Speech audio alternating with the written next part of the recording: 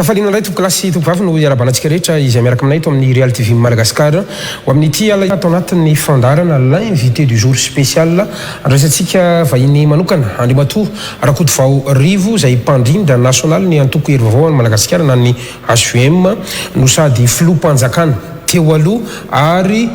filohan'ny antenimerinandolona teo aloha ihany koa miarabanao tompoko ary misotranao nanaiky nasain'ny fandarana satria efa ela ihany nangataka anao tamin'ny ity taona ity raha ny taona 2024 lo tsy mbola namaly ny fanasana mihitsy ianao raha tsy androany teo ihany koa ny fahatongavan'ny filoha Hery Rajaonarimampianina ny 12 febroary 2024 raha tsy diso ny fitadidiako tany amin'ny faraparany taona 2024 sika niaraka teto farany everiko fa zava-dehibe ny famalinany antso manoloana ny fiazakazahany toetra raha-pirenena ihany koa ka dia miaraba indrindra tompoko misaotra indrindra nanaiky ny fanasana misaotra gasikara ary mankasitraka tokoa amin'ny fanasana tsy diso angamba miaraba anao fa fantatra fa nahazo fahasoavana lehibe anao satria dia nanitsazaka terata dia miaraba anareo mivady miaraba ny fianakaviana ho tain'Andriamanitra miaraba ihany koa ny namana rehetrarehetra tato amin'ny Real TV ary miaraba ny mpijerentsika barala mianaka mankasitraka indrindra tompoko ary mankasitraka manokana ihany koa fiarabana ny ankohonana atao tonga any amin'ny madame izay firarintsoa sy fiarabana izay iroso ao anatin'ny ady hevitra isika be dia be no resaka ny ainga teto amin'ny firenena atao anatin'izay fotoana vitsivitsy tsy nateo antsika izay kanefa ny iverina fa fotoana tokony hitenenana izao ary raha miresaka eto androany dia Arivo Rakotovao sy ny HUM mihitsy no hivatana ny resaka manoloana ny raharaham-pirenena araka nambaraka teo dia ianao no mpandrindra nasionaly zany antoko hery vaovao any Madagasikara izany ny 12 febroary 2024 no nigadona teto Madagasikara Andriamatoa Hery Rajaonarimampianina ny rahantsika nahita moa ny trangan-javatra rehetra ny vaovao ary efa nisy ihany koa ny fandarana izay nirahana taminy moa teto amin'ny fahitalavitra teto fa milohany tena hidirantsika mba hanao tsiatra kely vitsivitsy raha sitraka ao Andriamatoa Rivo Rakotovao satria raha efa tena nandinika amin'ny tantaritsika dia ianao zao mihitsy no azo atao hoe olona akaiky ny filoha Hery Rajaonarimampianina rehefa nisahana ny andraikitry ny ministra amina départementa maromaro vitsivitsy ianao dia nisy an'ireny fametrahana anao ololony Madagasikara ary tonga amin'ny toeran'ny filohan'ny antenimerinandolona sy lasa filoham-panjakana mihitsy rehefa nametra-pialana izy raha fitiniko zany dia anisan'ny teo foana ianao averiko foana isaky ny vahiny eto ianao hoe be dia be reo namanareo nandao lasa ny solelaka niaraka ny fanjakana rehefa lasa ihany koa ny président Hery Rajaonarimampianina androany io ianao mbola tazakeo io ianao mbola cravatte manga ohatrohatr'izay mihitsy ve le éthique politique sy le fomba fanaovan'ny Rivo Rakotovao politika androantsika am'resaka tsy mahatsiaro tena tako ny filoha Hery Rajaonarimampianina ve anao androantsika am'resaka io rehefa nigadona teto an-tanindrazana izy topoka maninona moa ny zavatra lafiny ao ambadiky ny fanaovana politika no hotarafana ny olona anankiray ny tiako lazaina fanaovana politika amiko dia fandresen-dahatra amin'ny olona miara-mizarana zany miara-mandresy lahatra ny fiarahamonina ka anaraky ny hevitry ny tena eo amin'ny fitantanana ny firenena satria rehefa hanao politika dia tantana ny firenena tsy mbola niova hevitra mihitsy za dia nino nanomboka tafaraka tamin'ny filoha Hery Rajaonarimampianina mbola ministry ny finance izy tamin'izany tao amin'ny kabinetrany zay nirahana taloha tsy resahako akory dia tsy nisalasala mihitsy fa lalana iray ahafahako maneho ny hevitra mba hitondra ny anjara biriko eto amin'ity firenena ity ny fiarahako tamin'ny Hery Rajaonarimampianina na mbola tsy président izy tamin'izany zay adin'ny olona mantsy fa le zafa mba mipotra ambonimbony iny mitazany olona fa betsaka ny niaraka tamiko fa be da be ministra tao anatin'ny kabinetrany tamin'izany nanomboka tany amin'ny 91 92 manaja ireny olona ireny fa anisan'ny lalana anankiray ozy hoe satria za dia anisan'le olona hoe tsy mpijery baolina akory amin'ny raharaham-pirenena ary tsy anarandreny-drano fotsiny akory hoe iza no mandeha zany zao ozytsika hoe iza ny omby mahi dia iza no soavaly mandeha tsy zay kosa le Rakotovao za tenako ny resahako mino afa tsy za rery zay ny tandrovana zay satria fotokevitra nijoroana anaovana politika fa averika an'le fanontaniana hoe atraminy natongavana tsy mahatsiary tena ho takona ve ianao tsy manimba ny ambition politika ianao ve androanitsika miresaka fa zany taloha mantsy zany ny ambition politika koa dia miaraka amin'izay rafitra iainako anatin'ny antoko politika dia ny rafitra anatin'ny SVM mifanajana an'izay tsy takona sy tsy takony zany eo samy manana anjara hoetiny a fa azadinitsika fa filoha-pirenena teo alohany e zany nga era-jora mampianina zany e nizao fotoana zao mantsy tsy ny avy ny olona averin'ny olona fa tsy hoe manambanina manambony an'izy a fa averin'ny olona fa zavatra andavanandro zany hoe filoha-pirenena ne olona eo aminao io na teo alohana amin'izao fotoana zao raha tsy manajatena koa izy dia tsy ajain'ny olona fa amiko zany a tsy ady hevitra mihitsy zany hoe takoman'le filohany ianao filoha io resahana io a fa ao anatiny ny fifanajana ny rafitra zany amiko dia anisany sotoavina anankiray a hoentina na amin'ny fiainana andavanandro ary tsy mety anatina rafitra sosialy ianao na rafitra politika ianao na rafitra samihafa raha tsy manaja n'izany atanatohatra ao anatin'ilay rafitra zay izy ny mpamorona ny tokasovemina izy ny lehibe izy no filoha-pirenena teo aloha tsy takon'izany mihitsy ny ara-kotovoarivo fa manaja an'izany ary manampy ny antoko manampy azy amin'izay vina sy tanjona tiany otratra le resaka ambition satria nandeha ny resaka hoe nanana ambition zany rivo rakotovao zany tao amin'natiny samy anatiny ihany ny voky zany resaka zany ka azony mpanao gazety androany a andriamatoa rivo rakotovao ny olona moa tsy ferane isorako azy mety barierehako zany hoe mieritreritra zany ny olona fa lay rakotovao rivo tsy fantatry ny olona kory valitaona lasa no misy mieritreritra fa mety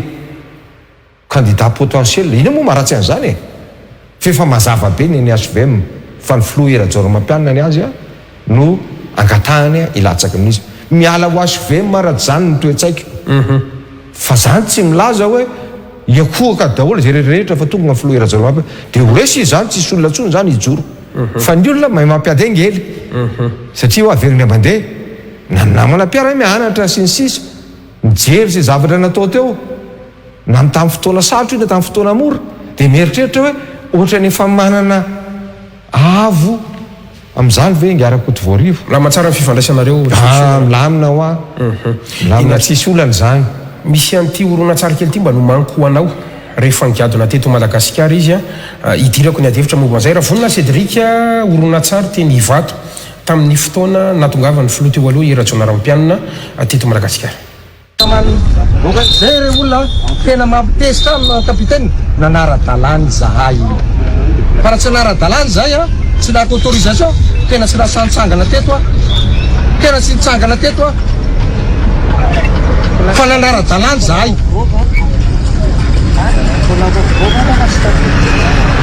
fa nareo manakotan'olona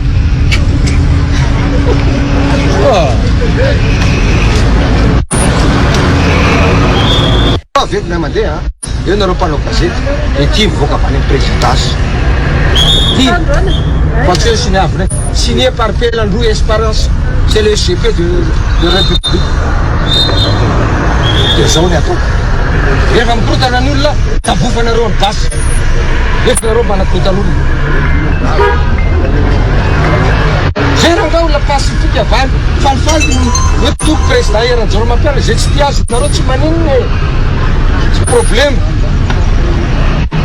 kortanin'olo zao ianao tareo rehefa tratra izy dia miala any ambadika any satria miandratra manaonao foana manao abus de pouvoir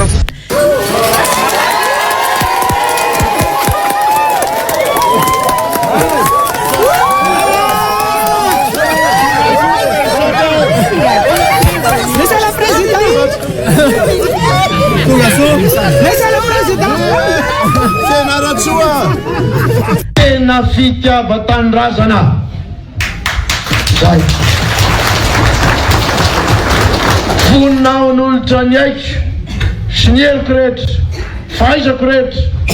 fahendraiko rehetra ampatosona firenena zany ny ilaina ampatosona firenena demokrasy ny mpitondra ilainy ty firenena ty dia ny mpitondra zay tsy mijery ny tombontsoany manokana iny le orona tsara iny Andriamatoa Rivo Rakotovao, inona ny tiako atongavana tsy vota amin'iny rery ihany no niarany sotasota raha zay ngamba nisokajiny mpanao gazety azy a fa fony ianao mbola filohany antemeran-doolona ihany koa dia raha tsorona marina ianao moa tsy tian'ny fanjakana fa ny institution zay nitantananao ary tsy nahazo ola mihitsy tamin'ireny fotoanandro reny melohan'ny hoe oravana mihitsy aza nisy ana rehefa nanao fampelezan-kevitra ny filoham-pirenena ankehitriny Andriamatoa Andry Rajoelina fony izy mbola candidat ka navoaka kiny orona tsara iny afahako mamerina ny fanontaniana androany hoe tsy nisafidy anaradian'ny fitondrana ny Arivo Rakotovao, tsy nisafidy nisolelaka ny fitondrana ny Arivo Rakotovao, tsotra ny fanontaniako manoloana zay ady rehetra nasehanao zay inona no mahatonga anao mbola eto androany, naninona ny tsy nitsoaka tany ivelany, tsy matahotra ve ianao androantsika miresaka eo? Matahotra inona moa? Matahotra fa mijoro amin'ny zavatra marina amoan'olona dosie tonga dia tsorona ny fanontaniana. Tsy maninona ho aho fa reny teny ivato reny misaotra anjareo nampisehoany reny misy olona gaga hoe ahoana ary ty ataony Rakotovao Rivo ty totra miverina tamin'le fatany ranontany Majunga tsy nanaiky zavatra tsy rariny eo amin'ny fiarahamonina zay kosa ary tsy zarery angamba tsy rariny reny tsy mety reny zay raha iny fotsiny resahana eo a dia nanao ny antanatohatra rehetrarehetra ny fikarakarana ny fahatongavan'ny filoha Rajaoramampianina teto amin'ny firenena nahazo ny autorisation rehetrarehetra dia rehefa tonga ny fotoana dia korotanina ohatran'ny reny asika tsaina ve zany taloha kely iny herinandro talohany iny a misy fahatongavana pasteur anankiray avy any Afrika rakotr'olona ivato eo nandamina fotsiny ny fanjakana hoe mba sanatrisy dia misy olona mikorotana mety zany anjara biriky fanjakana zany fa manino zay sakanina 12 any nareo mazomako tsy rariny zany tsy maradana zay nijoroko amin'iny mety ho taitra ny olona tena tsoroko aminao androany gasikara fa ny zanako tena gaga any ampiasany resaka amin'ny namany hoe dadanareo a famaly amin'ny tamin'ny mpitana firenena satria teny ratsy isa tsy fady tendrom-po amin'ny olona lehibe amin'ny toerana zay misy a ampirina any anaty posinao any antranonao fa tsy famoaka ina masom-bahoaka zany ary tsy fanao zany tonga miady hoe zay ngely nanao an'io aéroport iny ianao anisy miteny an'izany ia tsy niteny an'izay akory a fa niady ozy hoe ty re olona taratasy azonay ka manino zay ny sakananareo zay fotsiny zay ny averiko aminy ary tsy mety amiko a betsaka koa nefa miteny an'izay ankehitriny rehefa miteny amin'ireo mpitandro filaminana ninay baiko lalàna re olona ny ampiarina fa tsy hoe baiko raha fatenen'ny olona zany ianao hoe tifiry ao ny Rakotovao Rivo tsy teny olona hafa nefa olona tsy manina anao dia ho tifirinao fa hoe zay ny baiko tsy rariny zany e tsy zany kosa ny atao hoe mpitandro filaminana sy fiarovana ny institution sy satria zay foana ny resahana za koa mba fa chef d'institution e za tsy mibaiko olona amin'ny zavatra tsy tokony ho izy namerina momba ny Sénat ianao teo mariny zany e nasorona daholo ny fitaovam-piadiana tena ny mpiaro tamin'izany nefa zay chef d'institution sy ny miaro ny institution inony zany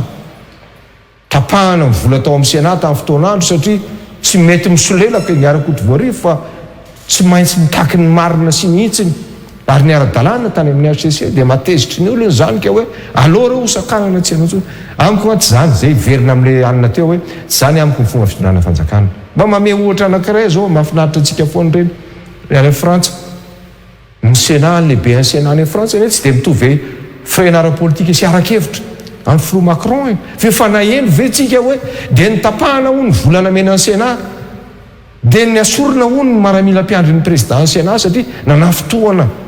ny teniny nataony na tsy mitovy hevitra zany le république ataony olona mpinamanamana zany ka zay eritreritry isy mpinamanamana io fa tsisy fifanajana amin'ny zavatra reto hitanareo zany miverina amin'le fantainao teo hoe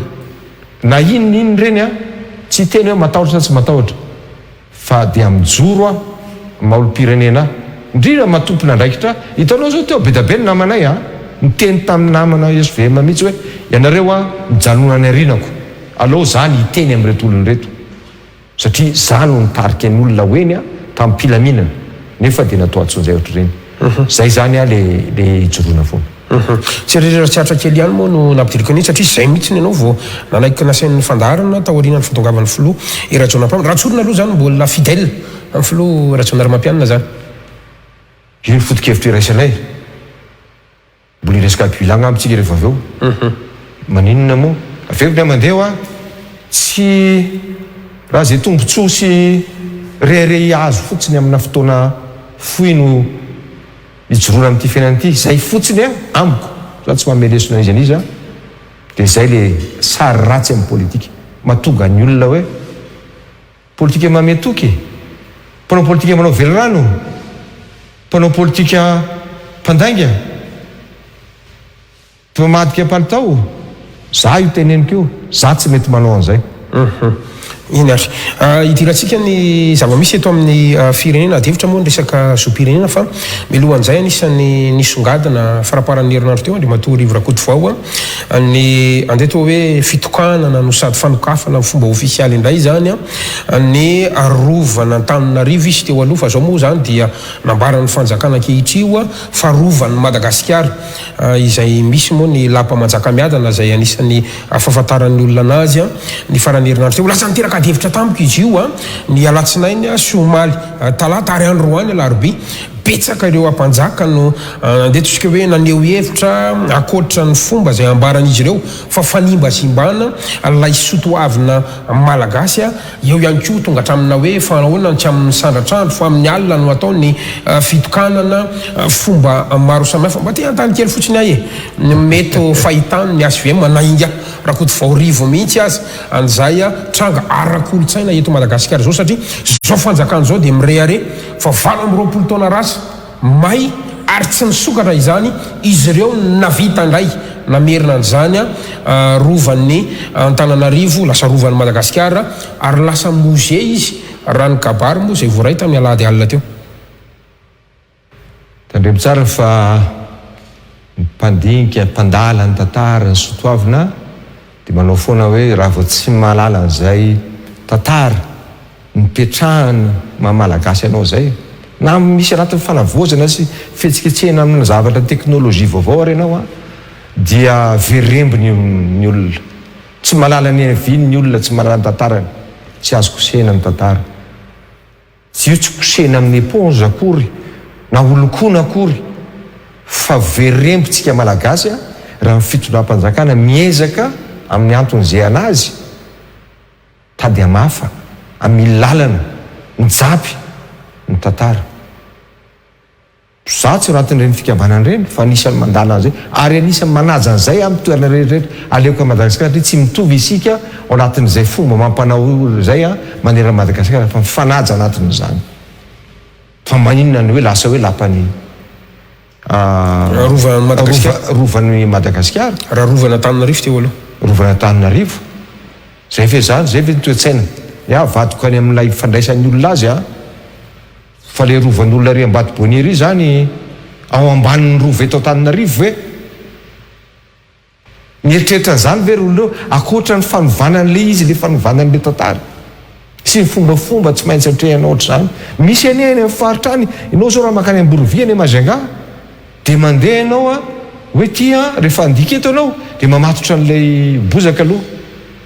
mety misy manontany tena hoe za miniminy foana zany fa zay ary fomban'le olona eo zay fifanajany amin'le zavatra nataony teo zay lovainy tany amin'ny razany lovainao fa zany fa mandalo eo ianao inona nataon'izany firy rova eto Antananarivo dia maninona novana ny tantara zao dia mampanontany tena hoe nampiakarana tolambalina dinosaure ka izany dia hiakatra koa zany le tolambalina zavatra endemika ireo ilaraka sanatriny zany sanatria avy masina loatra zany zavatra teneniko zany amin'ny malagasy atsika ny razan'ny andrina zay milevinao mpanjaka zay milevinao zany hiaraka amin'izao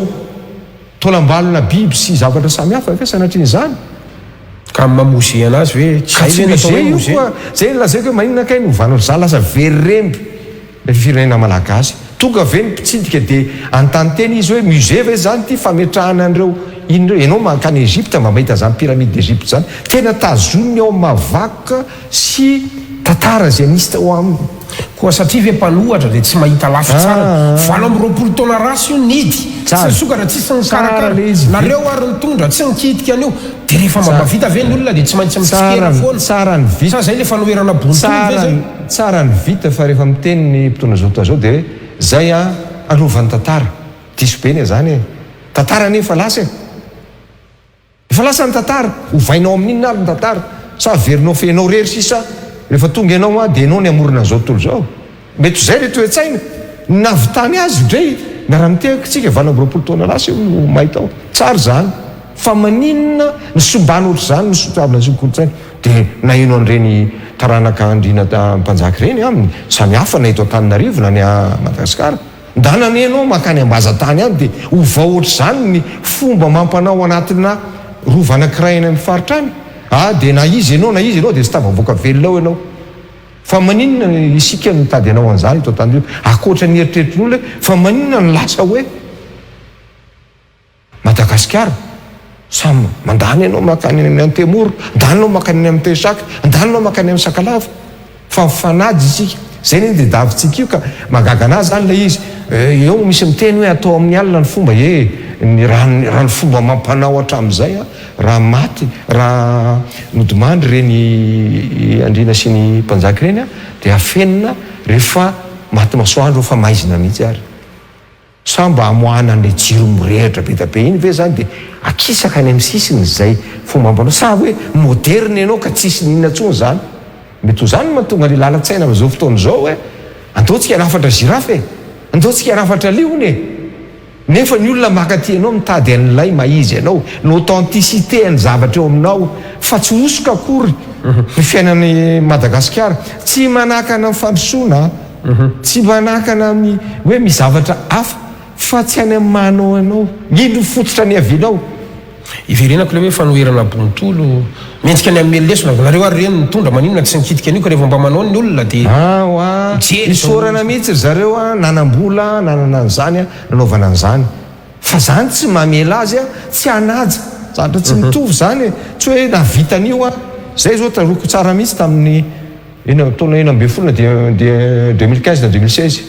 nisy lalonam-panjakana natao teny mahameloma maso an'io mbola tsy dia nisy atra namboarina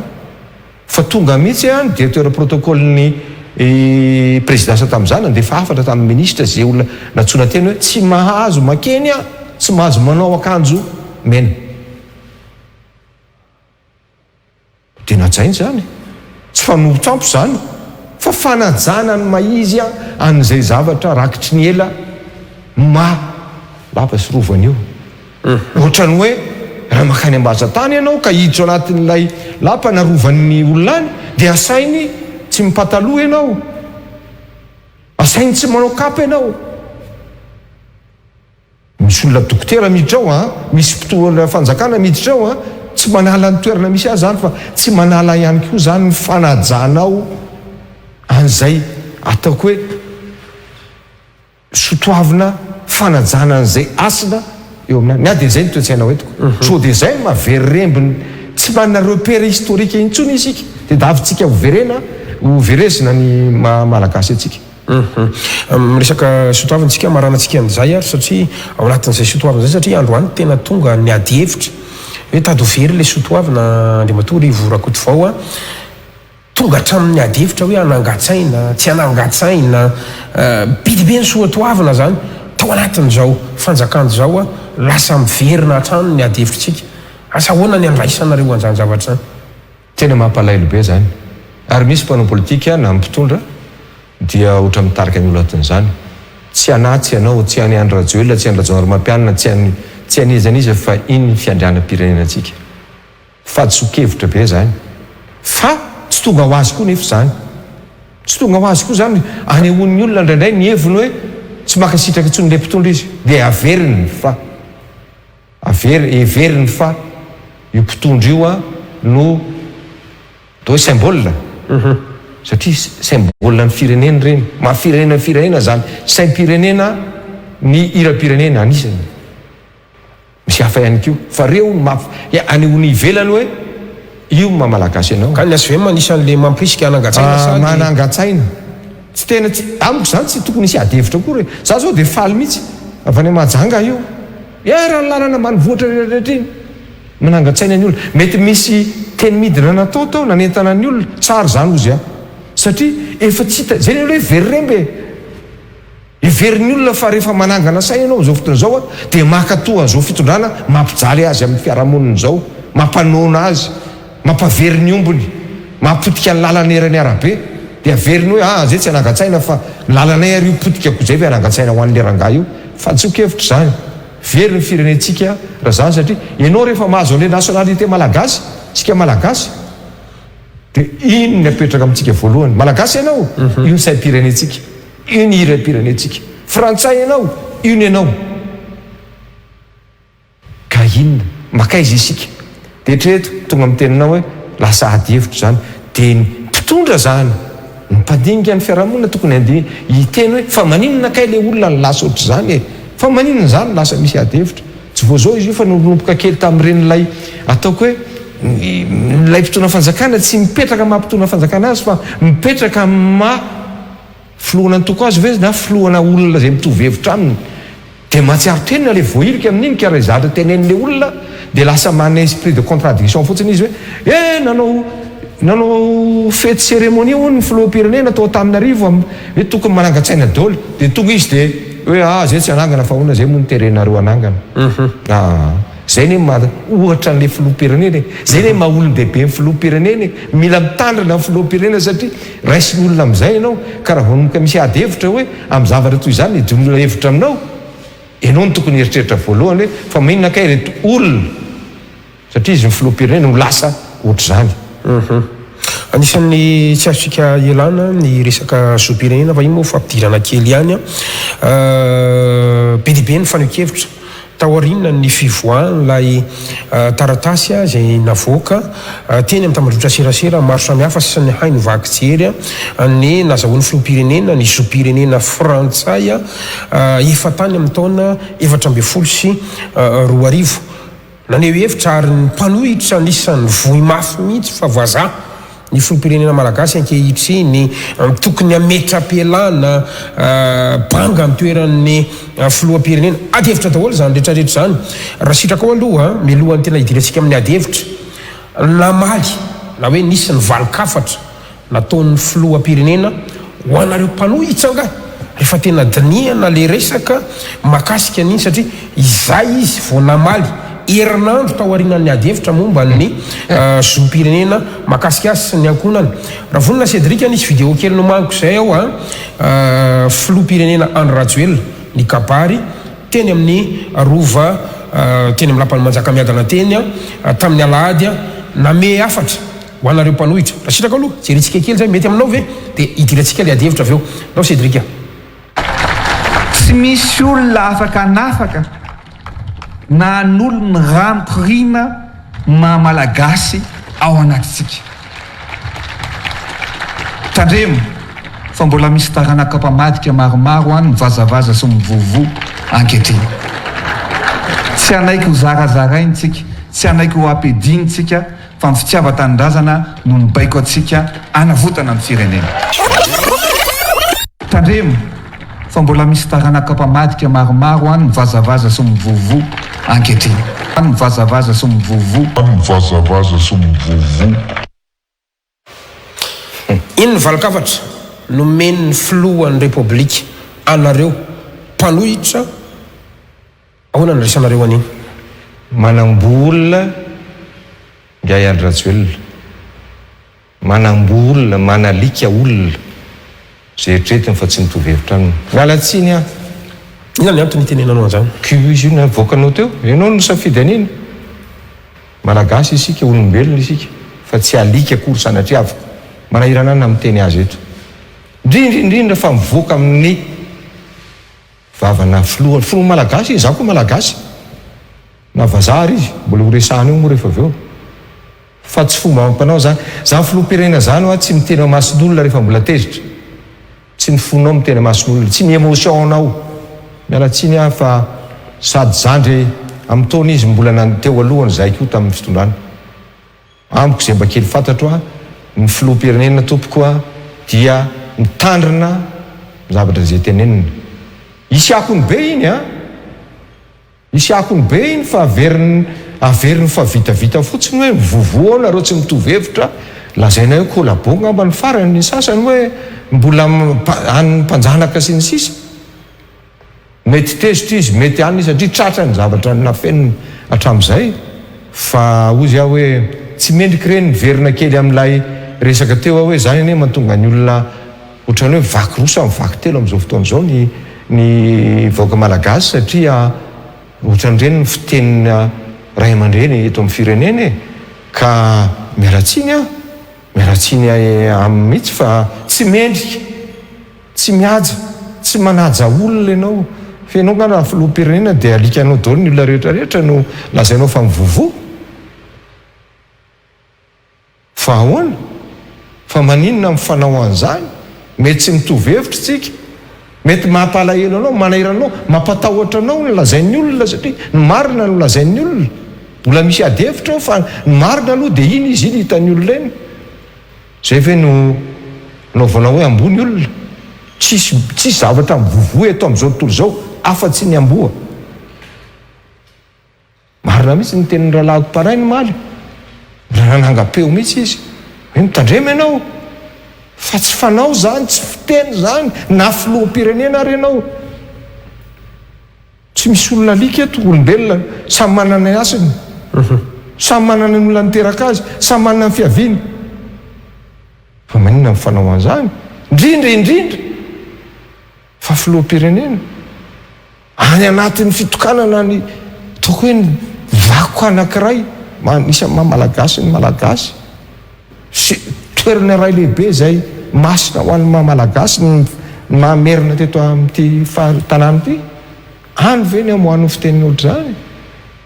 Manahirana zany traité de chien, ny filoham-pirenena manavara zao dia le chien qui aboie. Inona ny dikan'izany? Idirantsika ny ady hevitra mahakasika ny nationalité zany ny filoham-pirenena. Io moa zany ny ady hevitra efa samy namoaka ny heviny daholo na ny lafiny ara-lalàna, fa eo ihany koa ny mahakasika ny zava-misy. Raha ohatra ka tena mihaino zany ianao ny fanohikevitra izay hoentiny ireo mpomban'ny fanjakana, anisan'izany ny mpanina sy ny ministry ny fitsarana moa zany dia samy laza avokoa hoe tsy tokony hosarana amin'ny article 46 ny 45 amin'ny code de nationalité zany io ady hevitra io, ary ny gouvernement gasy irery ihany no afaka manala zany atao hoe maha malagasy ny filoham-pirenena ny ratsoely zany. Misy namatsika makafaka mosaso alimo anisan'ny resaka ny amin'ny hoe tokony miroso any amin'ny atao hoe moratoire zany tsika ampitsarana ny fampiarana n'io article 42 amin'ny code de nationalité io, ary ny solo mamoaka idéal so moa dia mangataka zany amin'ny hoe tsy nisy fampiarana mihitsy n'io article 42 io, dikan'izay zany tokony roso any amin'ny ataontsika hoe fanafoanana azy raha ny marimarina kokoa. Ao ihany koa moa zany milazany amin'ny hoe mila jerena ny contexte amin'ny adoption, satria efa tamin'ny impolo 700 izy. Zay aloha ny ady hevitra androany eto Madagasikara, fa ho anareo HVM nareo ve misy quady fa malagasy ny filoham-pirenena Andry Rajoelina raha reny tsangajavatra rehetrarehetra eny sa efa teratany vahiny izy androany? Zay tokoa ny fanontaniana. Ataoko hoe sambaran-tonga kely zany, tsy maintsy misy lafiny juridika araky ny lalàna zany, fa misy ihany koa zany amin'ny lafiny ataoko hoe ny moral, ny etika an'le olona indrindra fa filoham-pirenena le olona indrindra zay ny avahana kely zay. Tonga dia amaly fotsiny aloha ny reto le hoe fanehoan-kevitry ny ataoko hoe ny miaro any fitondram-panjakana, miaro angian'ny Rajoelina fa tsy fitondram-panjakana aloha tsy afangaro voraka foana le olona maha olona azy iny ane nangataka ho frantsay fa tsy fitondram-panjakana malagasy akory no atao anatin'izany sobiky zany raha aloha zany zay nangataky izy naturalisation io. Tsy marina aloha zany filiation loatra. Kazanga no namoaka an'iny fa gazety lovaina tamin'ny ray aman-dreny dadabe io zany. Na inona fa nangatana diso be oreny hoe affiliation avery zareo fa ino izy ty izy syndicat ve sa inona ko inona ny dikany hoe affiliation filiation fa mba mitandritandrina ihany koa rehefa olona ambony fa nangataka izy ary ny tena manahirana dia zao ireo aveo tsika lafatra juridika tamin'izy mbola mpitantana teto amin'ny firenentsika zany tamin'ny 13 no nangataka ho frantsay nefa izy mahalala n'ilay lalàna eto amintsika hoe zany era mangataka ho frantsay ka ho very malagasy filoha izy tamin'izany amin'ny lafiny ara-moraly ny mahaolona azy mihitsy ny azy zany resahako voalohany hoe fa inona moa zany ny eritreritry le olona ngia mialatsiny le filoha tamin'izany filohan'ny filohan'ny titezamita ianao mbola mitantana eo any aminao daholo ny fibakiona ny tafika sy ny rehetrarehetra Madagasikara any aminao ny ataoko hoe secret d'état ambony indrindra mafirenena amin'ny firenena ekinan'ny olona ianao eran'izao tontolo zao rehefa mijery Madagasikara izy na dia fanonganam-panjakana ary tamin'izany fa niraisin'ny olona io zany lehibe eo raisitsika malagasy fa iny filoha teo mitarika amin'ny matso sensisy nefa ianao mangataka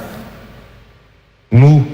frantsay moa zany nangatahany fa azo nangataka amerikana sensisy ny azy zany tsy any ny adevitra hoe mahafrantsay azy fa ny fangatahany zom-pirenena hafa nefa izy mpitarika fa melohan'izay aloha ny fahitanareo anazy hoe double nationalité sa simple nationalité française zany ny filohan'ny rajoelona aloha raha ny fahazahoany azy fenazay malazaiko hoe tapiny faharoa hiditra kely amin'ny lafiny juridika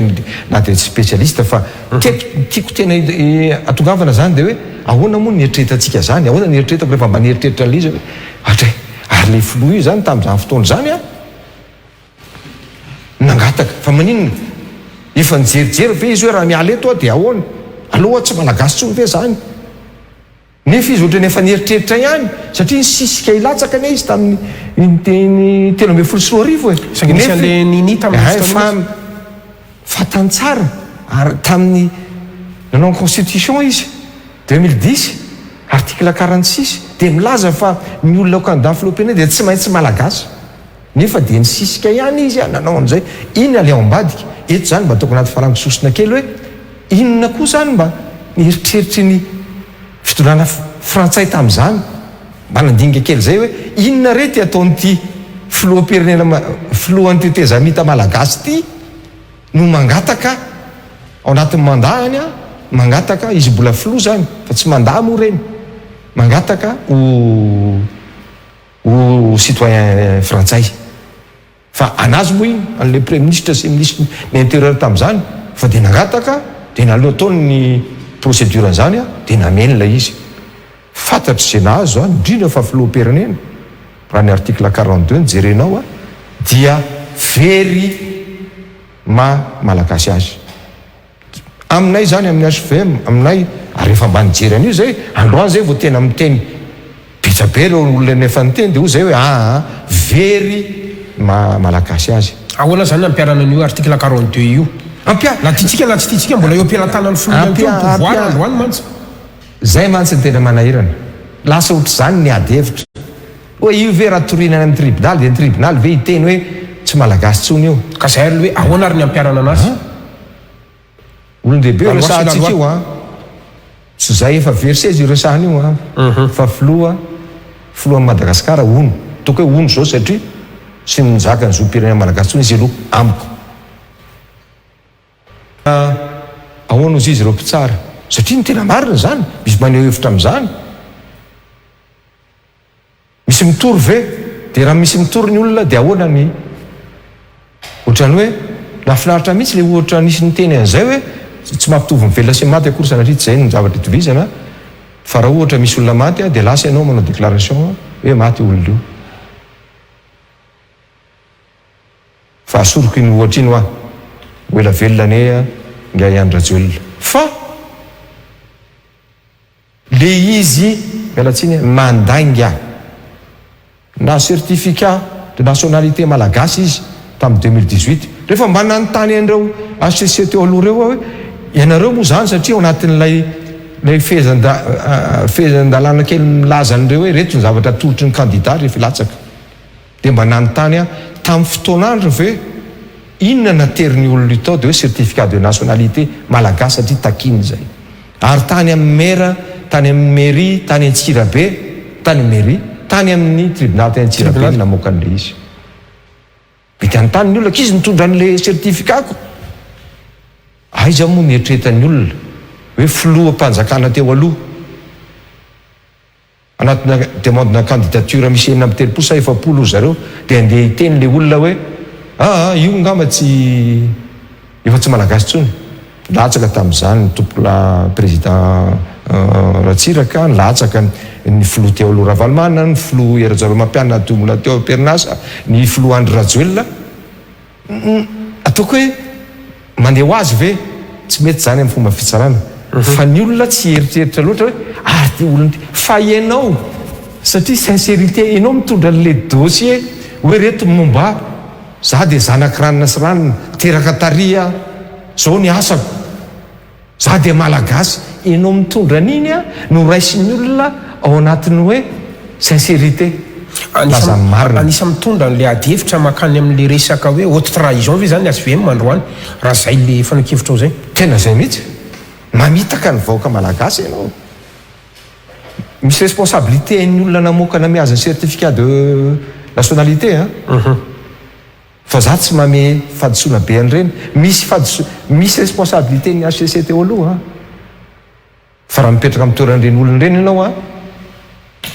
tsy dia any loatra ny adevitra aminay fa lay olona mihitsy zany amiko ny adevitra hoe ahoana moa zany nieritreritry olona ity fatany tsara ny lalàna amin'ny fe fatany zavatra nataony fa maninona tsy nasamy teny izy hoe zany ery zareo reto raha zay nieritreritiny azy ka double nationalité dia amin'izay mba manapa-kevitra mahafantatra ny zava-misy lay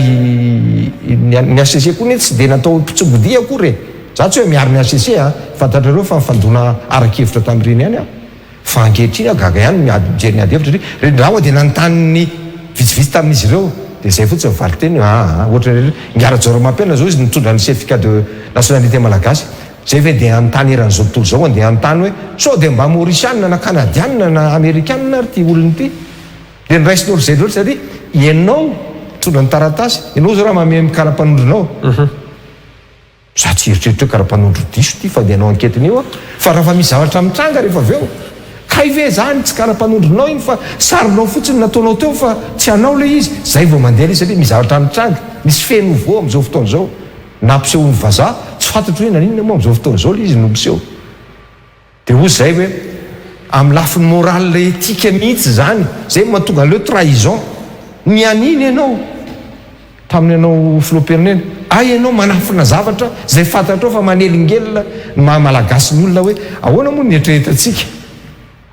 any masiny ihany ny tena ahoana moa nieritreretantsika hoe raha nafantatra ve fa vazaha io olona io na navela latsaka teo io na nahirana ihany fa tsy fantatry ny olona dia izy zany ny tokony ny teny ka raha ohatra zany marina fa tsy veriny napa mieritreritra ny olona sasany zany satria misy mitondra zay hevitra zay hoe tsy very zany mahamalagasy azy fa mahindra ary tsy niteneny fa mana nationalité française koa izy satria fatany tsara fa tsy afaka nilatsaka intsony izy raha niteneny zay zay neneny andresanay azy eo amin'izay ny juridique amin'izay andao hidirantsika kely zay juridique zay ny antony mantsy dia zao re matorivo rakotovao satria raha ohatra ka hoe hifitra amin'ny atao hoe application ny stricto sensu zany tsika amin'ity article 42 ty dia fantatritsika hoe lalàna code de nationalité article 42 zay ny lalàna latina na tsy tiana dia tsy malagasy tsony zany zay olona majeur mangataka an'izay nationalité vahiny zay eto moa frantsay ny resaka fa zay le fantaniko teo zany hoe ahoana no ampiarana ny article 42 zany ao anatin'ity trango ity satria zay le resantsika teo mbola en pouvoir Andry Rajoelina raha ohatra ndray tsika iroso amin'le hoe ahoana moa fihetsona anazy le hoe tombé en dessus étude zany ay article 42 araka nambarany solombavamboaka idéation zay mpitsara ihany koa ako fantatsika sa iroso amin'ilay moratoire raha zay ny mosa soalia ve tsika mazava ho azy ihany koa raha iroso amin'izay zany dia asa iza no iantso an'izay iantsony juriste ve andika an'izany ny HCC ve nanao an'izany ny anteny mera-pirenena ve nanao an'izany sa iroso amin'ilay abrogation zany tsika araka ny nambarany idéation izay ihany koa ny abrogé ao anatin'izay zavatra misy zay ny gouvernement ve ny assemblée nationale ve sa ny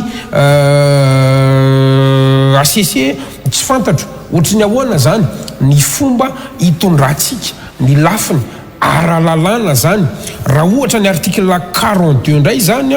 no ataontsika hoe tsy maintsy miaraka amin'ny 45 sy ny 46 araka nambanin'ny panina sy ny ministre ny fitsarana iza ihany koa zany ny constaté zany an'izay zavatra zay zany fanontaniana daholo tena lafiny ara juridique zany toko za tsy amaly any fa ampanetretena mihitsy za tsy juriste akory za zany de miangavy mihitsy manampaizana malagasy zanaky ty Madagasikara ty mba ny hevitra mahintsy ao anatin'io raha izay verina am'izay zany ohatra hoe reny liazany député reny zay moa économie nataonay fa mianatra droit kely any zany re amin'ny première année deuxième année première année de fa misoratra ngeza be eo zany hoe raha fa misy lalàna eo ka tsy misy abrogation n'iny lalàna iny de iny lalàna velona mbola miatra zany miatra iny fa tsy misy an'izany hoe satria tsy nampiasainy tompoko de ohatrany tsy misy io zany diso be zany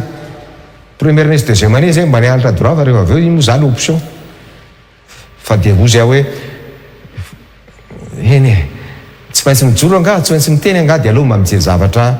mba matomatotra kokoa fijeriko azy fa nyrehetrarehetra de mahafantatra hoe hevitra diso zany satria tsy manara-dalàna zany ary efa nikitikitinan'io ordonnance io tateo ariny ny fotoana nikitikitinan'io fa nijanona tao ihany io 42 io de ahoana nilazanao zany de ozy aho hoe de ny akoatra ny reto le hoe tsy naturaliseny io par filiation io de ino izy aza mandaingy io raha malala io ato amitsika indre re kosikosena indraindray sanatriny zany ny taratasy ara-panjakana fa any amin'ny frantsay zany sarotra be zany misoniany ny premier ministre sy ny ministre de l'intérieur zany ve de lasa hoe tsy zany iny nefa hoe par naturalisation tsy avany amin'ny ray aman-dreninao akory tsy par filiation akory tsy nilovainao akory fa nangataka ianao ary tsy misy zany hoe naturalisation par diplomatie zany zay no lazaiko tsy maninona ne nareo mba miaro hoe mety adidinareo zany maneho ny hevitrareo mameny fenkevitra afahana miaro eritretinareo fa famarinana ihany koa ajainy zany fa aza taritana ny zavatra tsisy diso kosa ny olona le fa lasa polémika lasa ohatran'le resaka saim-pirenena teo inona ary zany le argument nasvema raha ohatra ka fa ny anay de o zay hoe andao ampiarina ny lalàna zay fotsiny olona lefa majeur izy nanao an'iny antsitrapo tsy ao anatin'lay mban'ny article 43 ianao mahita an'lay hoe raha ohatra anatin'ny fotoana fahany tsy maintsy mbola anatin'le rehefa fanaovana maramily izy zay any amin'ny resaka maramily any ngamba eo ohatra amin'ny raiky amin'ny telopolo taona eo ianao dia na mbola tsy nanao maramily ary ianao de mbola voafehany zay no mangataka hiala amin'lay malagasy ianao ifindra any amin'le frantsay fa raha koatran'izay ianao za tsy mino hoe tamin'ny efatra tamin'ny 2014 ny ingay Andrajoelina de mbola tsy ampy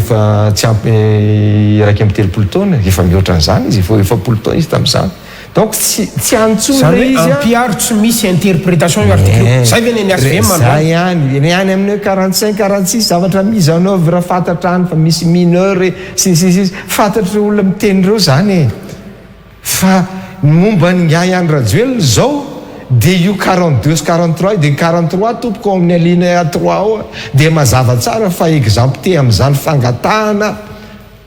amin'ny fanjakany zany ngay Andrajoelina fa tonga dia miasa fotsiny 42 raha vao lasy izy par demande na naturalisation dia mienjera ho azy ahoana no ampiarana an'io article 42 io dans ce cas efa misy mitoro zao satria le olona tsy mitondra naimpony mba anatin'ny famarinana sy fanajana lalàna zay ny le hoe raha mikorina sy misisa sy ny sisa sary reny fa ny fihetsika ao sy ny zavatra ataonao no manamafy an'izay finiavanao manaja lalàna finiavanao mba isiny marina zany fa tsy mivava oa fotsiny ireny mantsy le émotion populiste fotsiny hoe ny rahako de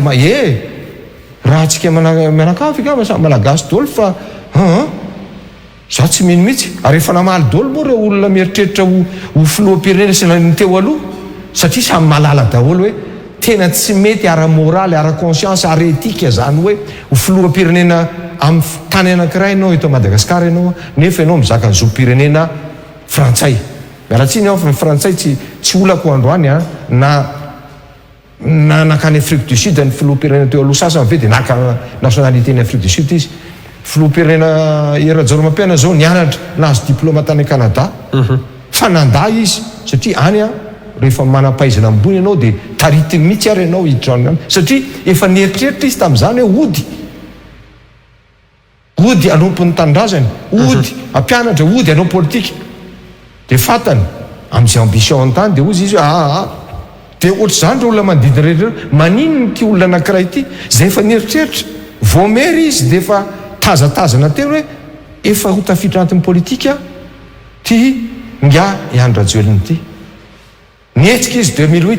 nanongana ngara valomanana dia nitoy dia zany hoe le olona efa tafiditra mihitsy dia maniny izy tamin'ny taona 2014 zay mahafantatra tsara le lalàna mahafantatra ny constitution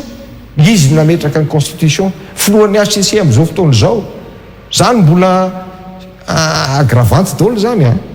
filohan'ny HCC tamin'izao ny anisan'ny lehibe nitarika ny fanaovana ny tamin'ny 2010 ny an'io zany hoe mahafantatra ny esprit an'lay lalàna hoe maninona kay napetraka tao amin'ny article 46 hoe malagasy ianao a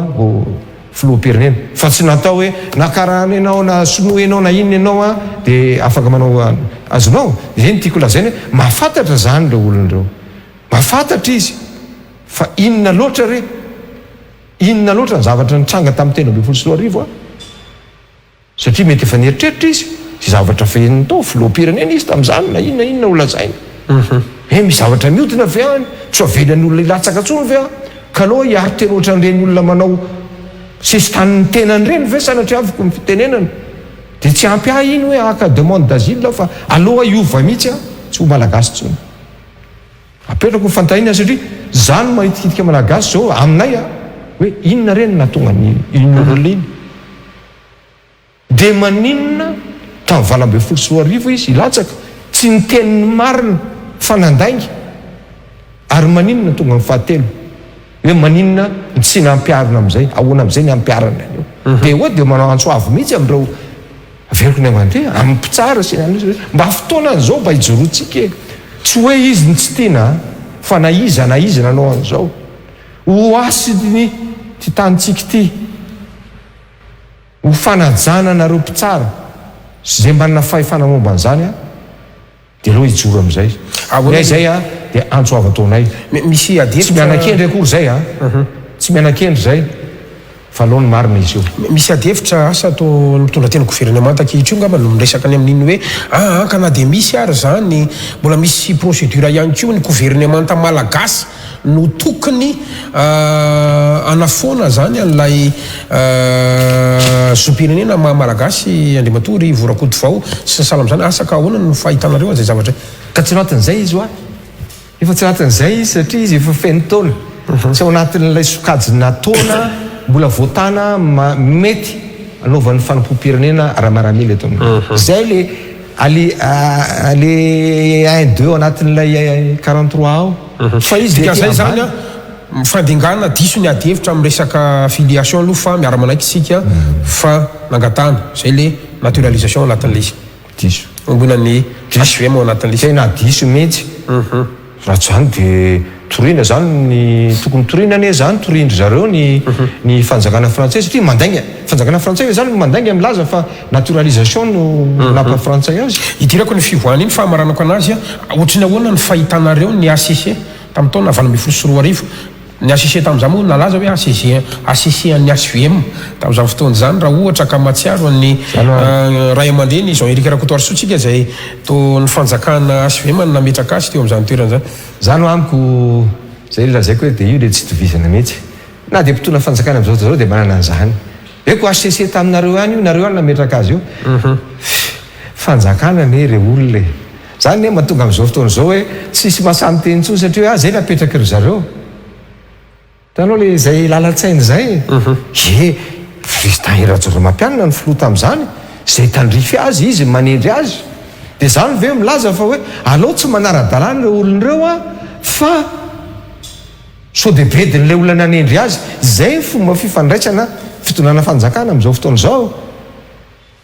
ka nanapetraka tamin'izany fotoana zany a jereo ny zavatra nataon'ireo tamin'ireny tamin'ny 25 mai 2018 namoany an'ireny hoe tsy maintsy ravanao ny gouvernement dia ahoana inona no lazaina ka raha miresaka ACC anao amiko averiko teo le hevitra teo hoe rehefa mba nanontaniako ny roa amanotelon'izy ireo dia nilaza hoe tsy nitondra ary tsy nilaza mihitsy ny mandatera-ny André Rajoelina tamin'ny nanaritra ny dossier any hoe dia manana nationalité française akory izy raha ataontsika izany mieritreritra fa azo maisina ihany ny dossier na dia manana nationalité française ary izy dia tokony nataony tao le izy tokony lazainy le izy satria déclaration sur l'honneur natao tompoko sur l'honneur ndaingy ianao zany tsy milaza marina izao inona ny ahiny zany raha ohatra hoe tsy manala mamalagasy azy akory ny fananany nationalité française ka mahinona tsy nilazaina satria rehefa nanontaniana ireo olon'ireo nanontaniana notany Antsirabe tany tsisy malala an'izany za mihino fa ino mivoaka iny vao nalala daholo ny olona ary raha tsy filoha-pirenena izy betsaka ny malagasy manana nationalité française anao manokana zany fa zay ko mba tsy hitanareo zao ny adevitra dia hoe maninona ny mpanao baolina double nationalité lasa adevitra ny mpanao baolina sy ny mpihira sy ny artiste sy ny filoha-pirenena ty resantsika ty nahoahoana ary niako ny Andriamatory vorakoto fao satria raha ny filoha-kevitry fa nisy soherinay zany zao dia tokony ny Ramatoa Kristina Razanomaso hitantana ny firenena satria hoe ny filohan'ny Senakoto manana izay nationalité frantsay izay misy tonga hatramin'ny adevitra ny amin'ny hoe tsy tokony hisafiny andeha tafika intsony amin'ny fa 9 volana jona ho avy zao fety-pirenena ny filoha frantsay efa namalibotana ihany koa ny gendarmerie pirenena tamin'ny alalana ny secrétaire mpanjakana ny amin'ny hoe izy no filoha faratapo folo alanda na iza faly na iza tesitra mbola mandray baiko amin'izay ka zany rehetrarehetra zany atambatra amin'ilay fantaniana hoe anao ahoana nytoy aloha androany zany indraindray aloha dia nampitondra fanjakana raha ianao indraindray dia aloha mangina satria mihaino an'ireny tenina lehibe ana général reny zany ianao dia gaga ihany tanindrazana sy lalàna hono ny fendry zareo aloha zareo ny ara-dalàna no arahana ny toerana mandalo fa ny voninahitra ao aza mety zarakoto voarivo zay fa izy anazy zay toerana mandalo maolona anao maolona lehibe anao aza atao an'izany satria reny tsy indraindray sanatriany zany ary nahita maso fa za tsy akory tsy hoe maninona azy aiza nisy lehibe ny gendarme mandeha monjy ny fivorian'ny TGV hita tamin'ny aina manjery zany mandihy miaraka amin'ny grady mery ambony mamonjy ny fivoriana dia ampandizy ny olona reny zany le mba tandremany igny ane mba tsisy an'izany tsony maka position politique izy dia alao ary ny lalàna ary le teniko teo hoe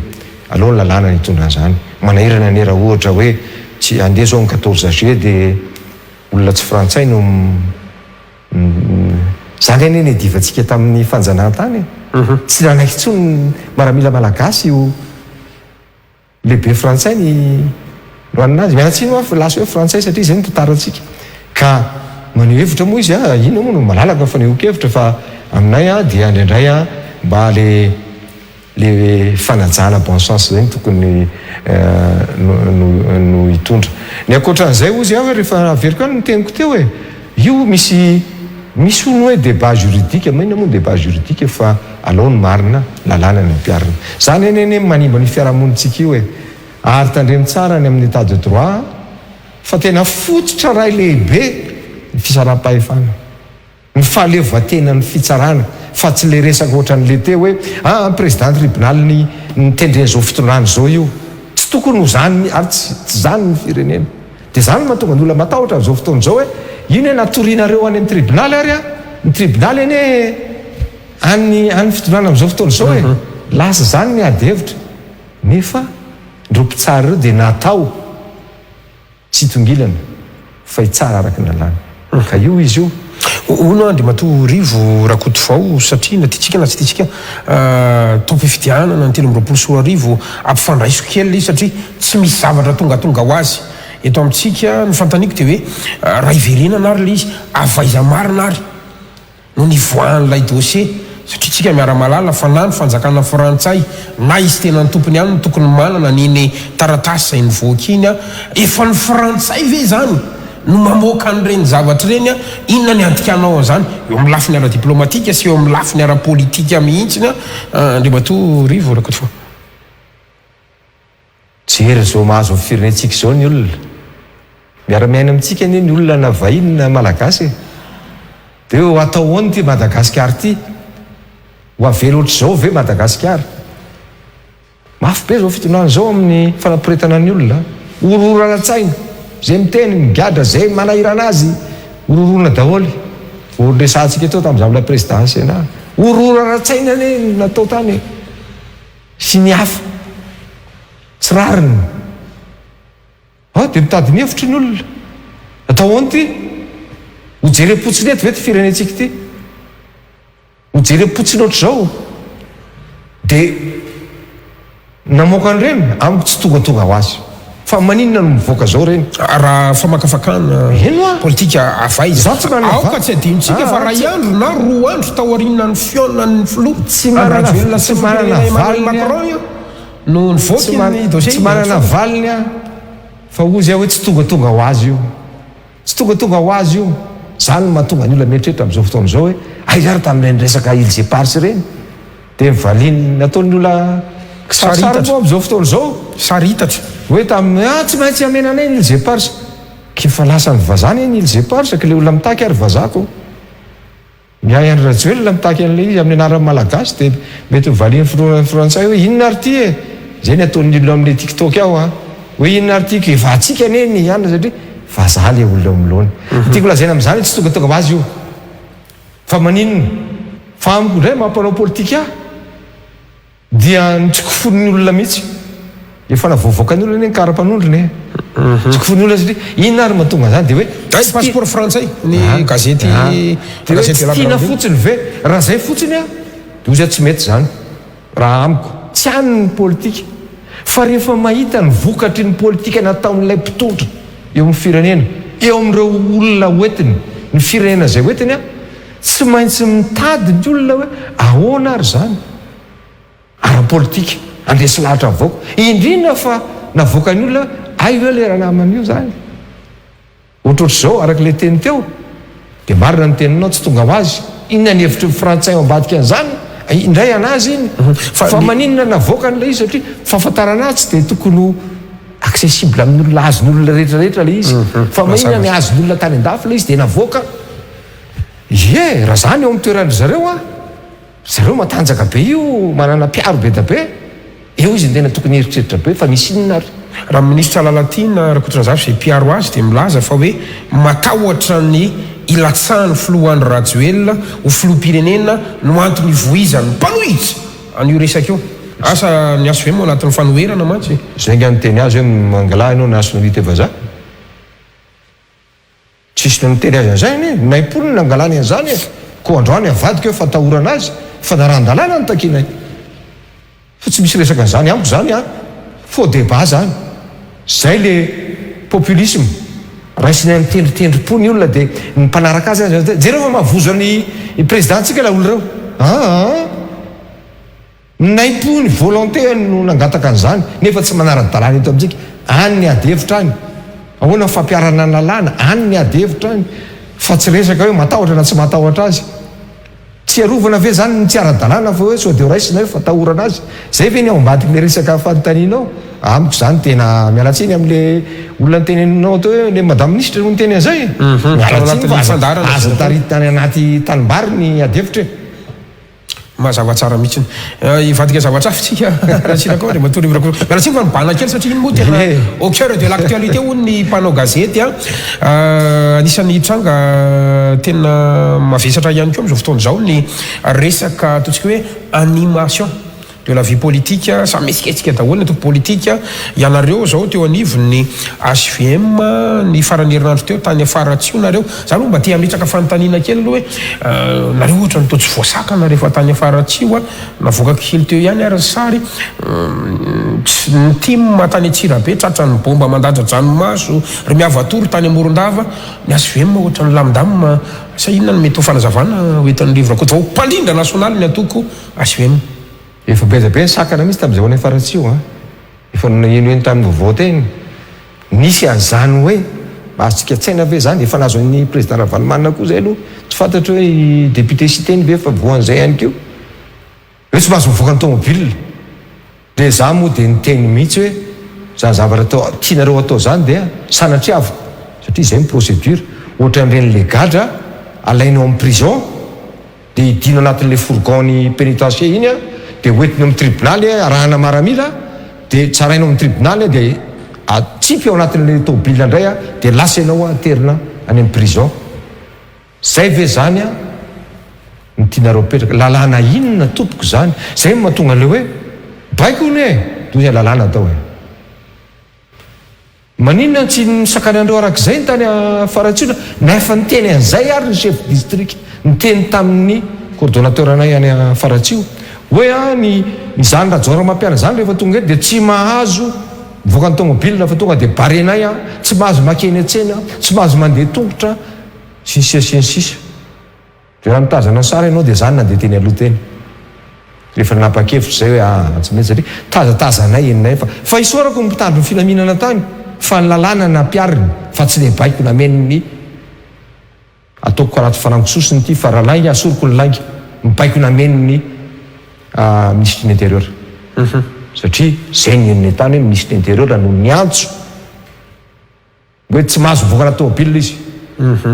fa za aloha dia nanaritra mahazo mihitsy manao ahoana nefa nifipetraky le hoe note navokany ministre ny atitany tamin'ny fotoana ary ny amin'ny hoe tokony anaty efitrano ihany fa tsy akalamanjana reny ary afa manarahana ihany eny ohatra ny enay zao dia anaty efitrano zay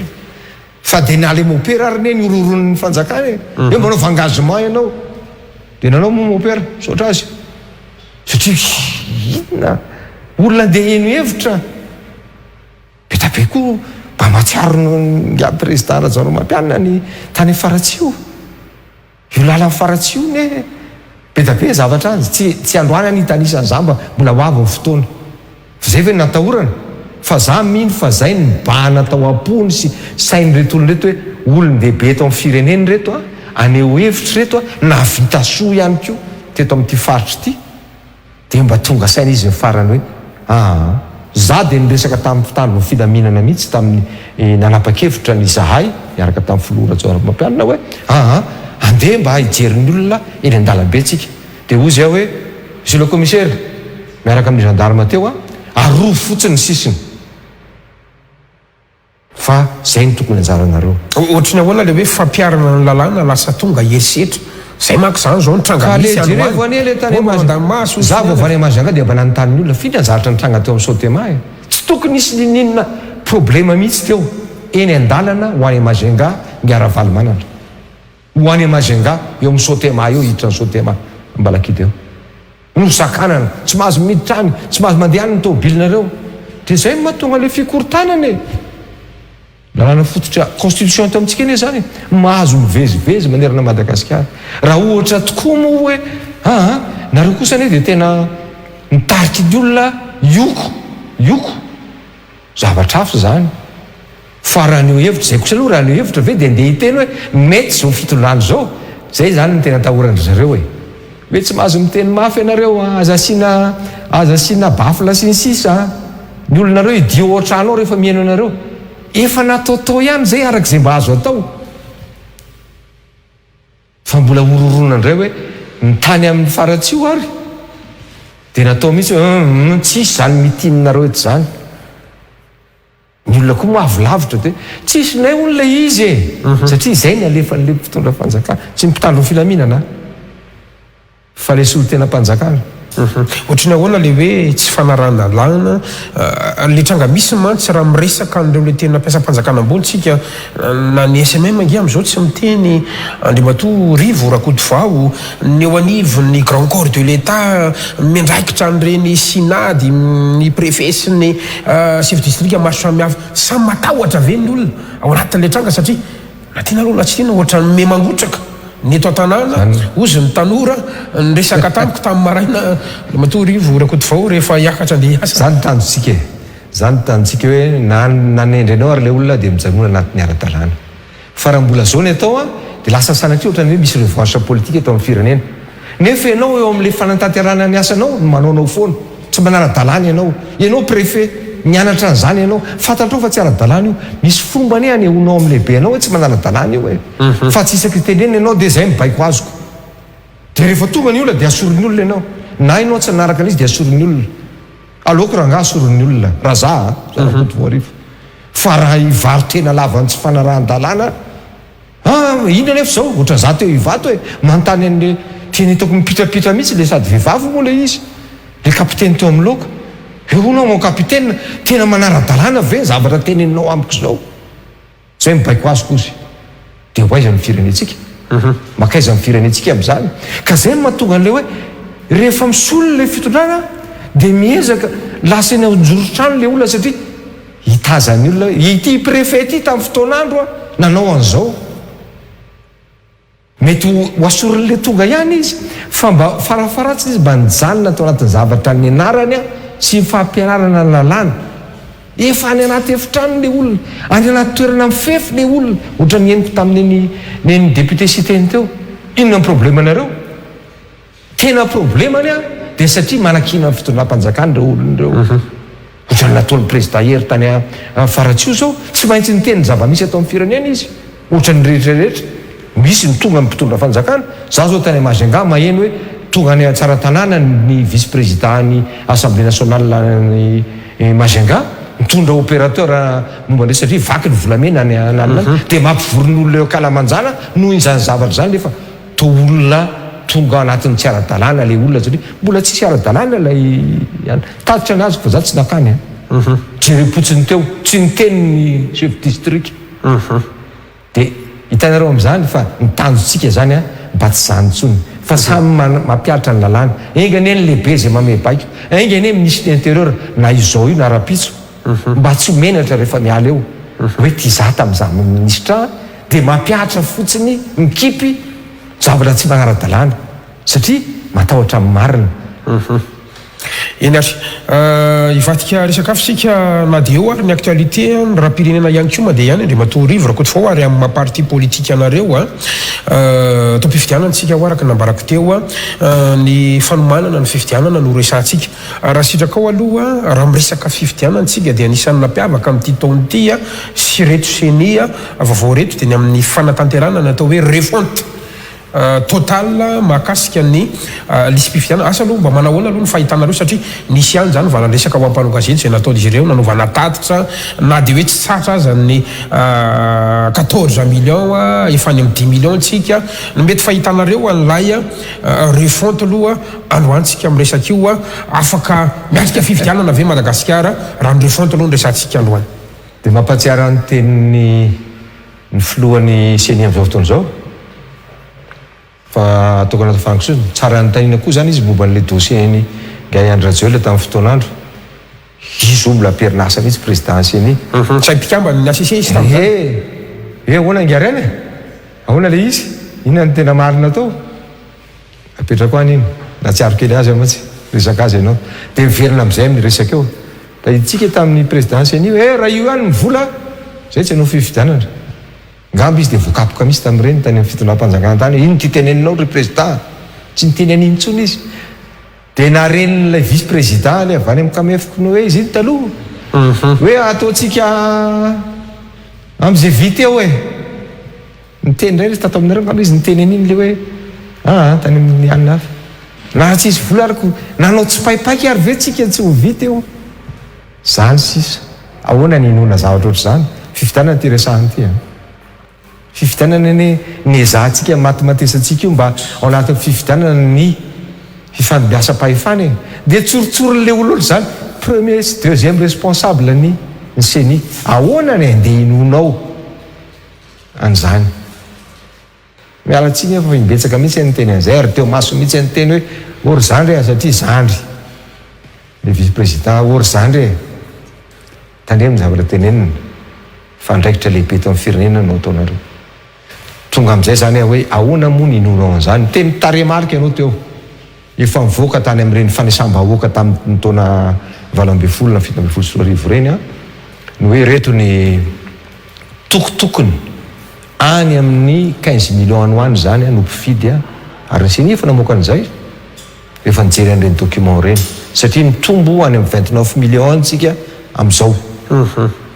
latsaka na mihoatra kely de tokony any amin'ny 15 millions any nametraka tajona 13 millions ny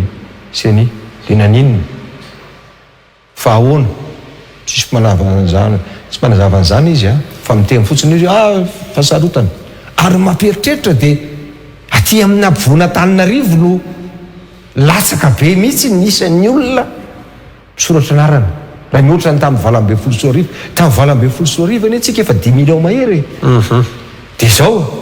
ampiana amin'izay zany le hoe ny fanjakana ny teny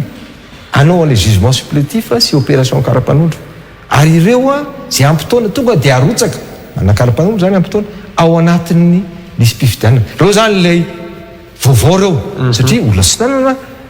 tsy manana soram-piankonana tsy nanana ny taratasy rehetra momby azy l'état civil ny navoziny tsara zany mampitehaka zany fa mampieritreritra rehetra hoe idry nataony takosina ara-potoana tamin'ny fanaovanareo fonty dia nitakina tamin'ny taratasy amin'izao fotoan'izao tao amin'ny ministère de l'intérieur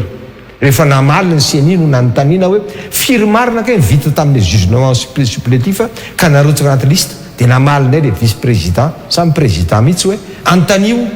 any amin'ny ministère de l'intérieur ministère de l'intérieur anga manao liste ny nanaon'ireo fonty maminany ho anontaniana any dia lasa zay nanoratra ny ministère de l'intérieur hoe mba avoay ankariary lay hoe aiza 500 000 veny any Tuléar dia firy ny any Bekily satria zany ilaina fa liste io satria zay parlementaire tao amin'ny Sénat mahafantatra ary teo tamin'ny 20 ny fahaseranana tao anatin'ny liste ny tokony narenina tao nanao enquête parlementaire zay momba ny resaka doublon nampangin'ny Sénat amin'izao fotoan'izao fotsiny moa la izy tsy nitoizina ntsony ny procédure dia tonga ty fotoana ty dia zany ny zavatra mitranga sanatriaviko ve zany niena ve zany mivoaka malagasy mpifidy satria sanatria hoe matin'ny covid ve lasa mieritreritra ianao aizy ireo olona anaovana firy amin'ireo raha 3 millions tokoa ny tanjony viry ny tratra dia nalefa aiza le izy firy eto Antananarivo dia mba aza vao kely hoe fa naninona no hoe tsy ambodiny sotry fa maninona ny opefilo niena zany tsy ampy fangararana zany ve zay ny takina tamin'ny voalohany akoatrany hoe hevitra fototra tsy hany fitondram-panjakana akory ny fifidianana mila fisokafana ra-tsaina io mpanatanteraka ny CNI fary amin'ny lalan-tsaina voalohany sy ny zavatra tokony iraisana tokony mba manana an'izay fandraisan'izay izy namaly foana anie zay mpanohatra namaly foana anie ny asovema ny antso nataony CNI na nolo-kevitra anie zany akory tsy milaza hoe zay olazaina rehetrarehetra fa mba misy zavatra fototra tao satria fantatra fa misy zavatra tokony arenmba ihany nefa nitolo-kevitra tsisy io izy lalana ihany ny lalanay tantara rapitso tsy ho lavitra io fa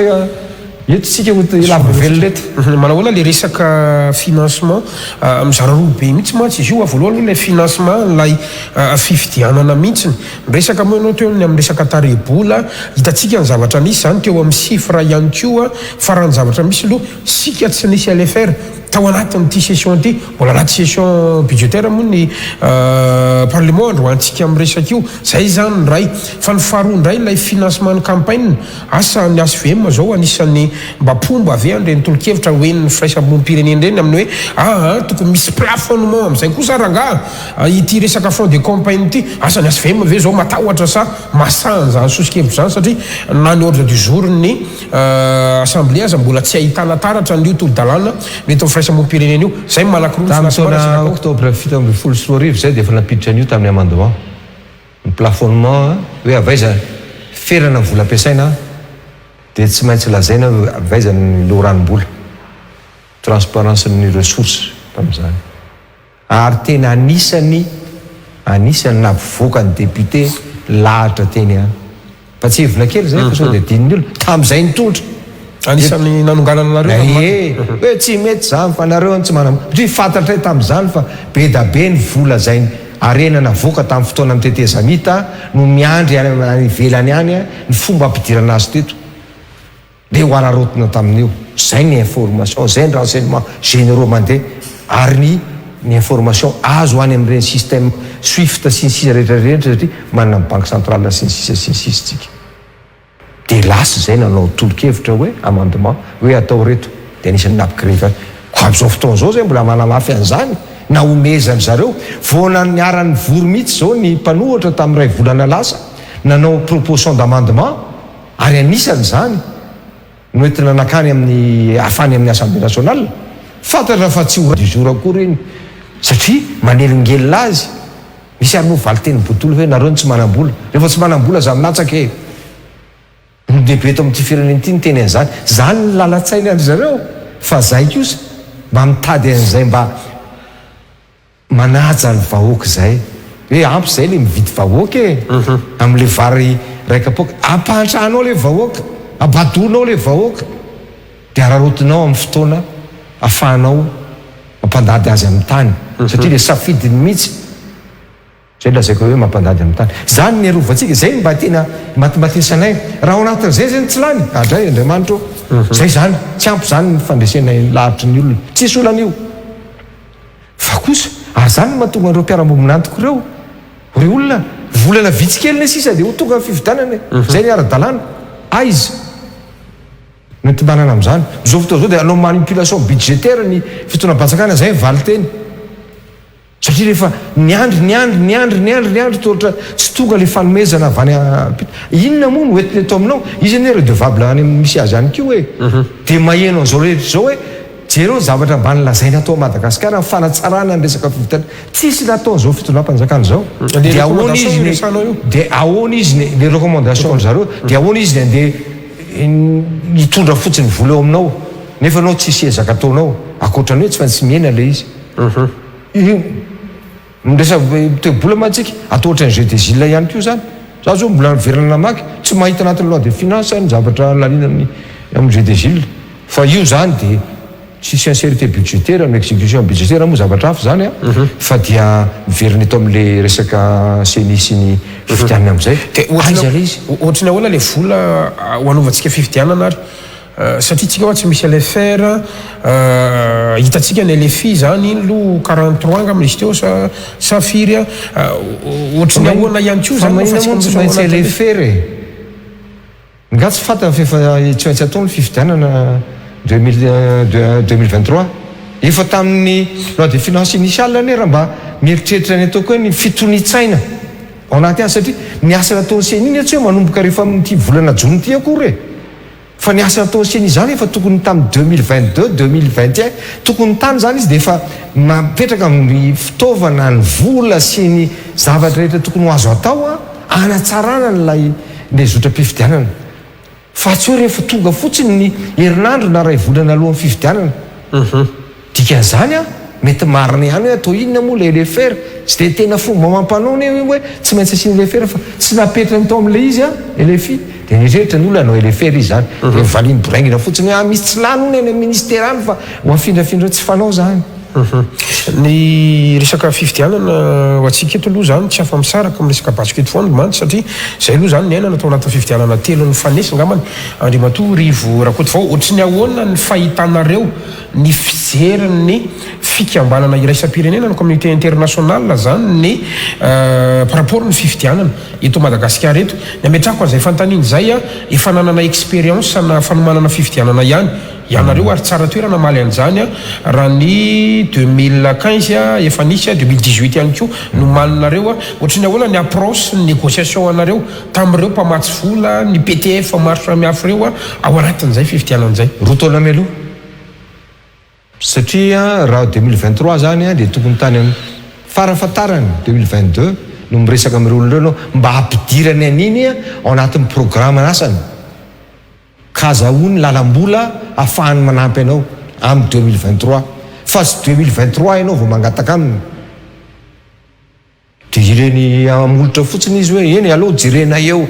zay ambonambony kely ao ary efa voalaza koa tamin'ny 2024 efa voalaza tamin'ny 2024 fa hidina tsy kelikely ny fanampiana omeny izy ireo arabola sy ara-teknika fotsany rehetrarehetra hoe nampina ianao mba hiditra ao anatin'izay lalatsainy zay aleo tena anatin'ilay izy izao isika ray apatelo na ray apaefany mba hapetraka tsika ao anatin'ny ara-dalàna anatin'ny lalàna zay aloha mifantatra zay le lazaiko hoe hoajanona nga zany notoroty anaovana fifidianana ve sa vola vaiza sa ajanona ny mety reo tsy mieritreritra n'izany anao barazy zao fijalian'olona ny amarvoay amin'iny amin'ny resaka bara tsy mieritreritra n'izany reo jereo ny amoron-dafy fa izy ny ajanona zany anaovana an'ilay izy vola vaiza vola inona zay ny le fitonam-panjakany dia zany rehetra zany hitan'ilay mpiara-mombonantoko zany mahatonga azy misalasala izy anie tsy maintsy miara-miasa foana amin'izay mpitondra eo izy zany ny ataonao rereo hoe miara-miasa aminay reo na iza ny eo rehefa tsy tao anatin'ny fanonganam-panjakana dia miara-miasa aminao izy zay ny iraisantsika amin'izao tontolo zao zay fa zany tsy milaza hoe ankatoa zavatra ataonao tsy mety izy dia ampisehoany amin'izao fotoana zao hoe firy volana sisa atsika dia ho tonga ny 19 novembre satria 19 novembre manomboka eo zany tokony handeha ny alohan'izay lasa anticipe tsy io izy io tonga ny mission dia lasa oef zao le farany teo resaka tamin'ny foera zareo mampianatra ny SVM izy tsy teniny atsipriana fa aiany napetrany da tsara fa betsaka ny toerana nandany oef zao te Afrika tonga dia niala izy hoe zay tsy valide ny zavatra ataonareo io satria fatany fa le fomba teo aloha ohatrany tamin'ny valambe folo sy roa arivo teo amintsika hoe mandalo 2 andro 3 andro izy dia milaza fa nahita ny validén'ny liste miteny azy tamin'izany satria laza hoe mananana traikefinareo miteny azy mihitsy atao ambotsyrohatra hoe ahoana ny afahanareo milaza satria tamin'izany zany efa nisy dossier tonga ao amiko fitarainanao anisan'izany fa nisoerinay zay candidat tamin'izany sy ny hafa tonga atao misy 20 teo izy mitondra hoe anao mba jerena ny liste andao embotra kely io ngiara-Côte d'Ivoire fa président fa ohatra misy tsy mety personam président Ratsiraka anisan'ny antso an'izany ohatrany tsy mety le liste tao tonga ny OEF satria zay ny fandaminana référence ny CENI dia niteny hoe azo iafina misy tsy mety eo fa azo iafina tsy anova loatra ny valim-pifidianana zay ny teny ilazana an'le izy dia efa niteny tamin'izany hoe fa zao kosa manomboka tapitra ty fifidianana ity dia tokony hiditra anatin'ny fanatsarana ny firenena dia nanao ny recommandation reny na teto anatiny na ny tany ivelany tsy isy na virgule ray ary na point ray mba hita hoe ity kosa nisy ezaka nataon'le CENI vaovao ty nisy ny ezaka nataon'ny ministera tanatin'ny fitondram-panjakana mba hanatsarana an'izany jereo fotsiny recrutement ny olona andeha anao itetin'ny trano anao misy firmille nefa firy fokotany eto amin'ny Madagasikara aiza na fitandreny olona n'izany fa maninona ny natao an'izany asiana tablety firy ny tablety tonga nanaovana an'le izy zany mampiseho le tontolo dia hitan'le olona zany ary zay koa ny anjara ndraiky temponao politika tsy misalasala mihitsy zay miteny an'izany tsy hoe fatahorana fifidianana akory na tsy tia tanindrazana akory na tsy tia fandrosoana akory fa tianana ny tsara sy ny marina dia tsekenay fa tena velezanay amponga mihitsy hoe manao cinéma sary mihetsika fotsiny ity CENI ity dia hoentiny eo anao ampifivoriana dia alaina sary dia anaovany PV de présence ianao dia journial ny nalany tapitra le fotoana maranatsika an'izay resaka fifidianan'izay manahoana no mety ho fahitanareo HVM na le matorivotra Côte d'Ivoire satria anao any to ohatra ny resaka fifidianana filoham-pirenena foana ny resaka ohatra ny adinontsika fa tokony anao fifidianana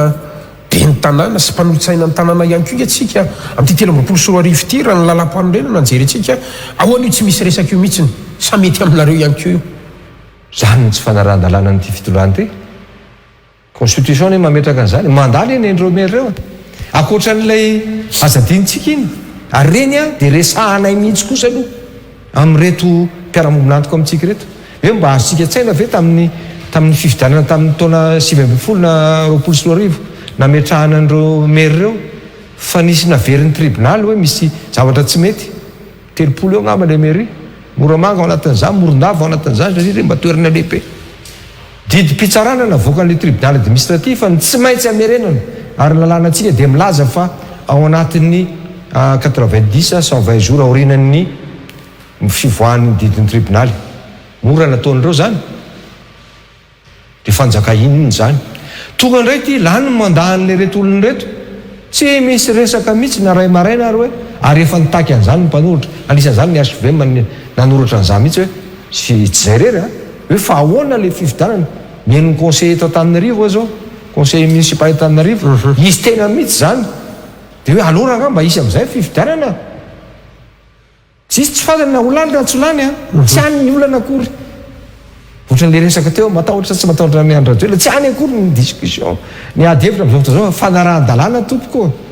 maninona tsy mite ny CENI io tsy mba nasa mihitsy hoe reto ny zavatra alefa ozy ny lalàna tokony mba natao seni zany zao dia nandefa hoe zay a dia manao proposition de date a am'izao zany anaovana ny fivitanana ny ben'ny tanàna zay sy ny mpanolotsainany a satria lany ny mandany izy ireo anjaran'ny gouvernement rehefa avao manamarina manadiso an'iny na mame daty hafa na manazava hoe tsy vitantsika amin'ny tytaonytiana izy a fa zao ny antony fa dia milona ao anatin'ny tsy fanarahan-dalàna daholo na senia na ny mpitondra fanjakana dia rehefa miteny ny mpanao politika dia mody marenina fa mifako ny betabeta taninarivo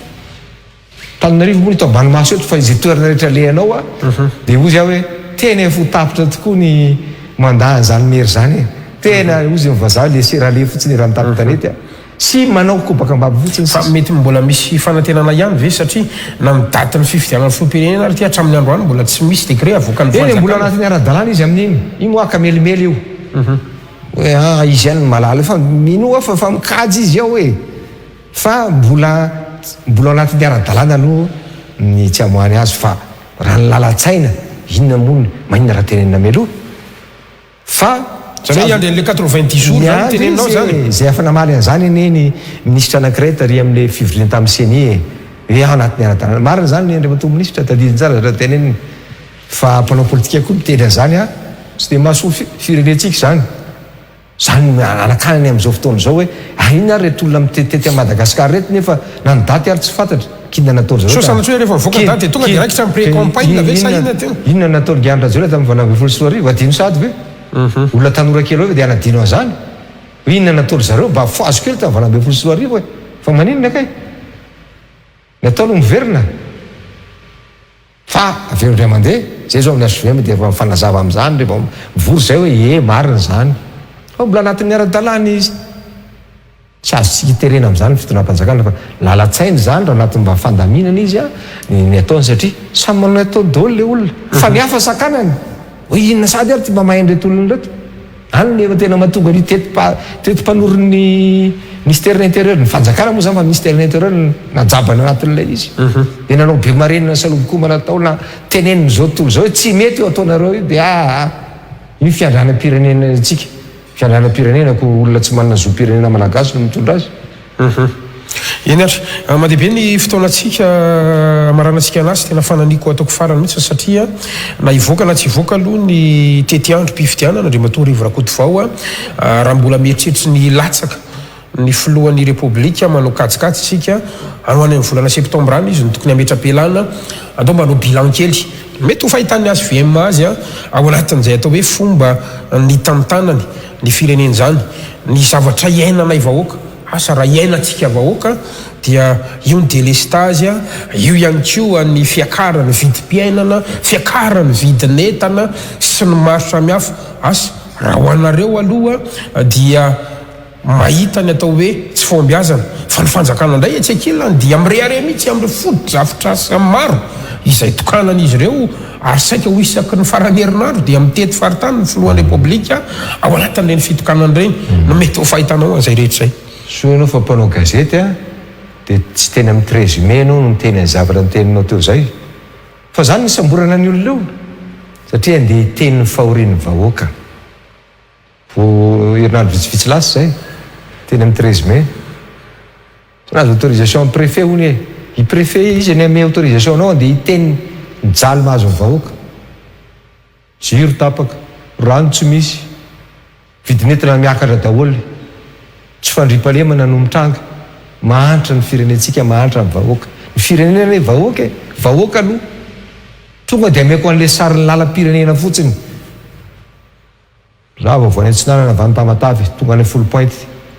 avy any Majunga tonga tany Marivory rehetra ny lalana tompo dia io mihitsy ny sariny zao fotonany zao tsy ny masoa aloha fa le hita amin'ny maso meko ohatra anankiray mite mantsy ianao foto-drafitra asa andalo amin'ny lala Marivory amin'ny 12 iny a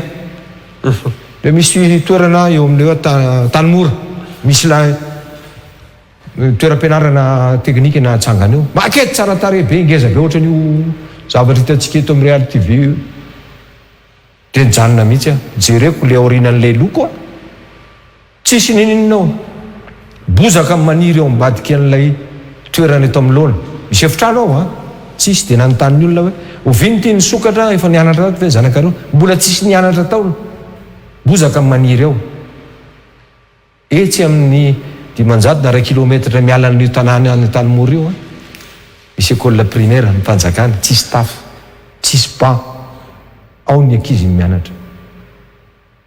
Zay maboka trosantsika io tokanany zareo isan-kerinandro io tena nilaina ve? Misy nilaina fandretraretra ve nilaina? Boka trosa le firenena nefa be mahantra le firenena. Azontsika tsaina ve zany nareo miainao amin'izao fotoana zao? Boka trosa le firenena satria tombo be mihitsy ny natrosa anaty natrosa ivelany. Nefa ny Fanjakana tsy malovo voamaly sa afaka maly mbola mahita amin'ny télévision hoe ay fe mbola tsy voaloha ihany vola reto nanao lalany reto. Maheno etsy Ambohidamy reto le olona namen'ny tenany tamin'ireny Covid reny tsy voaloha karaha aman'ireny olona reny sisa fa maninona kay aleoko mahita ny foto-drafitrasa tsy vita fa mba voaloha aloha ny volan'ny olona satria zay mafanjakana ny Fanjakana. Foto-drafitrasa inona milaza zao ny fitonam-panjakana na vita 100,000 hectares zay amin'ny fanajariana ny tany afana mambolena amin'ny porofokely aho satria mila barage mantsy zany eo amin'ny 10,000 na 15,000 hectares eo ny barage anankiray angezany ohatra ndreny Bevoay reny 4 ariary vitanareo amin'ny barage sanotrongisina fotsiny le tany hitanareo zay mandaingy alaingy zay no tsizy zay ne mahatonga andreo matahotra ho any zay tsy maintsy ijoro nefa zay tenin'ny olona satria be loatra zany le mitovy amin'le rova ihany tena tampimaso fotsiny ohatra ny nataon'ny olona tany Marovoay. Hono andro mato président Rakotovao izy zany izy mampahelo any aty anindra tany zany mahatonga ny olona mieritreritra hoe ahoana ihany ty décentralisation ty ary lasa indraindray eritreritra fa mahazo tombony aty Antananarivo finao mahatonga anareo milaza an'izany ko zao izy 150 millions d'euros ve trosain'ny fitondrana malagasy anamboarana téléphérique ao Madagasikara zao ny canal ambolena Vary ka ny filoham-pirenena moa efa nilaza hoe izy ny tena manao décentralisation effective. Nisy koa moa lasa terme malaza amin'izao mandeha miavatory décentralisation mandeha ny MMM décentralisation asany ny SVM raha resaka décentralisation ihany koa tany afaratsio fa ny filoha moa dia laza hoe zany tena manao ny décentralisation effective eto Madagasikara ozy izy resaka an'izay moa dia nitadidiko tonga dia ampidiry koa azy any Marovoay zany izy raha tonga any dia laza hoe manao décentralisation effective izy amin'ny lafiny ara-économie ny fitantanan'ny olona fahinonan'ny olona inona mampangetahitan'le olona ao ary inona ny andraikitra amenao an'le olona ao anasoavany manodidina azy eo mampaolom-boafidy azy eo fa zay olona nytanina ao any dia hoe miandra ny Antananarivo zay zao fotoana zao no resahako an'izany mijery ny keny tsy majao ianao efopotika izy eo raha vao tsy mandeha ny zavatra atao dia zany mahatonga le olona mieritreritra lasa ao Antananarivo daholo ny anina rehetrarehetra zao fitondrana zao laza an'izany raha ohatra izy mieritreritra an'izany tsy nandany vola 150 millions d'euros izy trosa ary trosa lafo be mampanakarena nampitrosa azy fa mampahantra ny firenena malagasy mba fahazondreo olonareo an-tsaina ve zany mampahantra ny firenena malagasy ny fotodrafitrasa toereny satria mbola tsy ao anatin'ny ampy isika mety amaly ny olona tsika ve zany tsy mizatra moderna mihitsy ny masoa alory zareo barazin'ny Morondava ino ty canal Morondava ty Dabara 30 millions de dollars efa vita ny APS-n'io zany hoe fanadihadina 30 millions de dollars eo vita io afaka mamboly intelo inefatra Morondava na vary io na lojy io tsaramaso sy ny sisa so dia zany le tena décentralisation zany mba mpitambana antsika malagasy satria zay le redistribution ny arena eto amin'ny firenena any anay mifototra iainganay ny fitsinjarana arajariny ny arena vokatra eto amin'ny firenena zany natonga anatin'le constitution hoe mety misy fond de solidarité satria misy faritra lasa arena kokoa aizy zany mety teny olona tamin'ny fotoananareo dia averiko eto ny ristorina Ambatovy ne zany hoe andao mba programme nasan'ireo mera manodidina ny lalana iny natao mizao fotoana zao menomenon'ireo olon'ireo tsy misy na ariary miverina any dia décentralisation inony subvention Sivosy miandro sivosy ao syny ka zay nolazaiko izy tsy tenenina fotsiny jereo ny fitrandrahana amin'ny ristourina amin'ny resaka fitrandrahana renakibony tany na enandray tombo le izy le to fanahena ny apahany tonga dia makany any amin'le toerana zay misy an'izy ahoana moa tsy eritreretan'ny olona zany dia ianao tonga avany fotsiny dia ny anahy tena effective ka zay alao zay efa nitondra dia ho tonga ny fotoana ampisehoanay mihitsy hoe reniny anay ny lalatsaina sy fanantanterahana ny hoe zany fanomezana andraikitra sy fanomezana tombontsoa any amin'izay faritra samihafa nareo mpanohatra ve zany tena tsy mahita mihitsy ny afa-tsy natao hoe ratsy nareo ve zany tsy mahita mihitsy zany hoe mba tsara vita ny fanjakana ny nareo mpanohitra ve tsy misy afa-tsy ny hoe tsy mahavola fanjakana satria ve mpanohitra dia tsy mahita an'izay zay ngajambana marenina hitanay ihany ka ireo le rehefa nanao fotodrafirasiny azy eo amorony arabe daholo zany mihitsy mibaiko pitromana raha voany anatiny any hoe lasa mandeha tongotra 4 kilometra le zana-bahoaka satria ary ambadika ary ny ataonao le université nefa ny bus tsy misy akory andanany eo fa tsy maintsy atao mirantina tsara ry avoana dia hita tsara loko marehatra hitanay reny ka hitanay reny poste commissaria rehetrarehetra alohan'ny idiran'ny tanàna reny fa manontany efa minona tolo zalany tsy ampiasaina tsisy ninona ao anatiny ko ampiasaina amin'inona ono fa ny tena zany mandaly dia ino any zany le izy tsy hoe ny fotodrafitrasy ho vita zao ny reny 44 oy faly zay keo nareo mpamboly vary mba magataka fotsiny mba jereo am'izao fotoana zao ny resaka ambatoboiny andrano fasika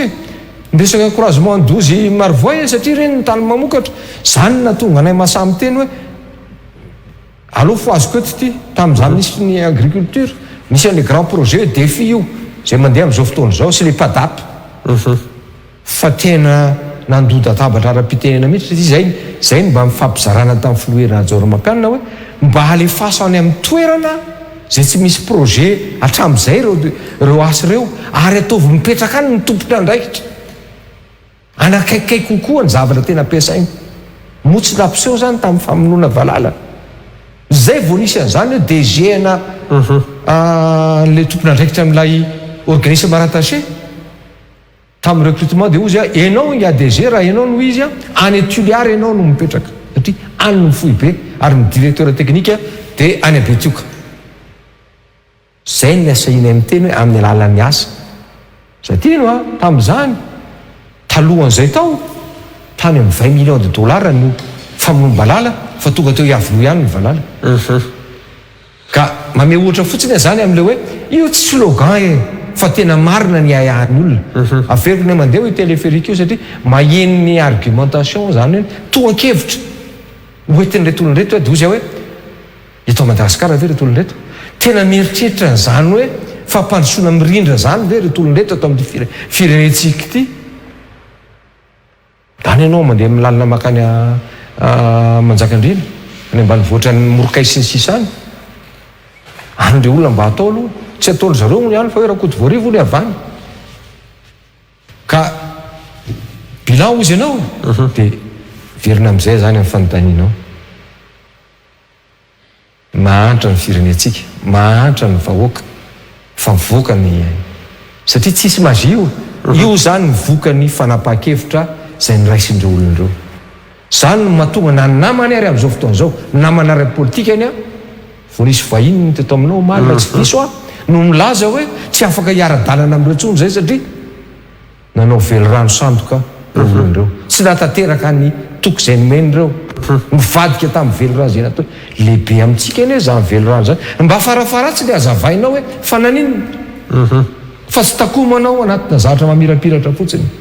hoe zay nanao miami zay nanao vola inona le izy ava izy io ve lara-pamena sy maninona tsy lanjanona tany miboriny miami fa tsy aloha hoe mba ny lalana aloha no natao hoe nakaizakay mivola eto amin'ny lalana zay lazaiko hoe ohatra n'io lalana io mihitsy ny sary ny fomba fitondrana eto jerepotsiny zay ananana velapotika ohatra n'ireny zaza-pandova rastaizy ireny miarin'ny ray aman-dreniny teo aloha avelano potika fotsiny fa reharehatyarina no ataony dia io hoe raha mahity io le zavatra rehetra zay alehanao rehetrarehetra mety ampovoana tanina rivo any de gagan'ny olona mihitsy hoe fa ahoana ary ty zavatra ty misy vola tao a la de finance 2021 mbola ana mahita hoe fa maninona io ny vola fer ity ny vola eritreretao ministèren'ny travaux publics na nytany amin'ny ministre azo mihitsy tamin'izany reto ny planay izy monsieur le président sénat fa miandry l'autorisation amin'ny présidence saika tsy vita io lalana miakatra ny akady lalana io miteny azy mihitsy a monsieur le ministre fa manino ny lalana io miandry autorisation amin'ny président zany ve fitsizara-pahefana sy mifampahefana tena izy miresaka an'izay le hoe miandry autorisation président zay ianao saika adiniko so ihany fa miresaka ianao lay fitantanana raha-mpanjakana za ianao ny sénat teo aloha ohatrany mahino adrato hoe ohatrany misy grève ao androantsika ami'resaka io a ary raha misy mitory an'izao fanjakana zao dia enao anisan'ny tena fatrapitory an'izao fanjakana zao fony ianao mbola filoha sénat amin'izao fotoana zany asa ratsaronao zany fa anjaram-panao gazety ho mampatsiahy kely a ohatrohatry ny tsy mahazo tombotsotsono ny mpiasan'ny sénat androantsika ami'resaka io ohatrany naheny loharanom-bavao ary zay hoe hatramina vadina loha olona hono no mandeha mission to nakansinina angamba nisy teo fa tsy loha olona tsony ka ohatrohatry zany araroto kely amin'le resaka le hoe fitantanana raha-mpanjakana an'izao fanjakana zao dia orarany ny azo an'le olona amin'ny rehefa tonga fotoana satria tsy hijanona mandrakizay ho anao e miteny azany zao no miteny sénat ianao tsy de za moa tsy de mampiteny io fa de raha malala izy io miteny ny olona malahelo ny olona vitsy mikitrany irery vitsy mikitrany irery de marina zany matola zay ny olona angamba satria fa tsy an'zareo nga moa sénat zao io efa andeha atoko ny MMM zany sisy raha ohatra ka efa mpanohatra zany MMM zao ka tsy tokony zany a fa mahinona na izy menakavy ary de manara-dalany a ary tokony manao rariny sinitsiny zay fotsiny a tokony manao rariny raha ohatra misy tena marina zany hoe vadina sénateur anankiray no mandeha mission amina nefa formation ny atao azy satria zay ny vaovao mivoaka fa mahinona manao an'izany engane mba tsy ho marina zany fa fitantanana raha-mpanjakana ary zay ny manahirana ho ahy za zao miverina kely anao am'izay hoe fitantanana raha-mpanjakana zany mandeha amin'ny lalana folo point ty aniny a de misy lalana vita tapany asiany beton zany le izy de ny tapany ihany mivita sur 800 mètres angamby iny de tsisy ninona tsony le ilany na zany le olona nahazo vola namena azy anombohan'ny asa début de travaux de iny mivita de lasa nandeha izy na tsy voalotsony izy a de tsy nitoizany tsony le asa fa de hitanao zao nefa tsy tena tsy izy zany amin'ny asa-panjakana fa matoa iny nalefanao appel d'offre de fa ao zany lay vola ao anatin'ny loi de finance zany lay vola de tokony vita hatramin'ny farany raha zany contentieux beka ampalahelo ary reto PRMP sy ordonnateur siniany zay masy tiako atongavany amin'ny hoe fitantanam-bola mpanjakana zay ny lazaiko hoe tsy mibaiko akory no mibaiko ny olona fa ny lalàna no tokony mibaiko ny olona satria tsy possible mihitsy zany raha manara-dalàna ianao hoe natomboka eo le asa-panjakana de mijanona eo tenantenany eo jerenao gravion kely sy fasika sisa mitazanao eo amoron-dalana efa hitanao roa volana telo volana io a tsy zikitika tsony zany ny sary am'izao fotoana zao akoatrany eo amin'ny tenany fitantanam-bola hoe niatsy afindratsy niasy atao an'izao niasy atao an'izao misy ihany fomba anaovana an'ireny fa misy réglementation reny ohatra ny tenenanay zay tao amin'ny sénat hoe anao an'le mise en place zareo anametraka an'le resaka hoe fonds souverain de hoe aizary ny lalàna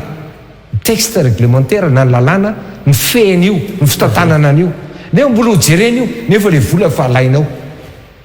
ampiasainao izy zao malala an'izany hoe firikena le efa tanatiny io zany raha miteny an'izany ianao de mivovozy izy le ranga atsika ny ty Madagasikara ty fa mena de zay ny ampalahelo rehefa aveo raha misolo io resio io ny fitondrana am'izao fotoana zao de tsy maintsy hofoaziny zany satria mizatra tsy mety eo ono a tsy nanana ny antsotsika hoe plan de relance ave indrindra ny eo amin'ny lafiny ara-toekarena saika jinjika kely teo satria io zany zao raha misaka toekarena zao tsika ny sandam-bola aloha nisany akaiky indrindra satria io koa marodrefy io andry matorivo rakoto vao a tena marodrefy mihitsy tena potika mihitsy tsika efo 5 000 efo 5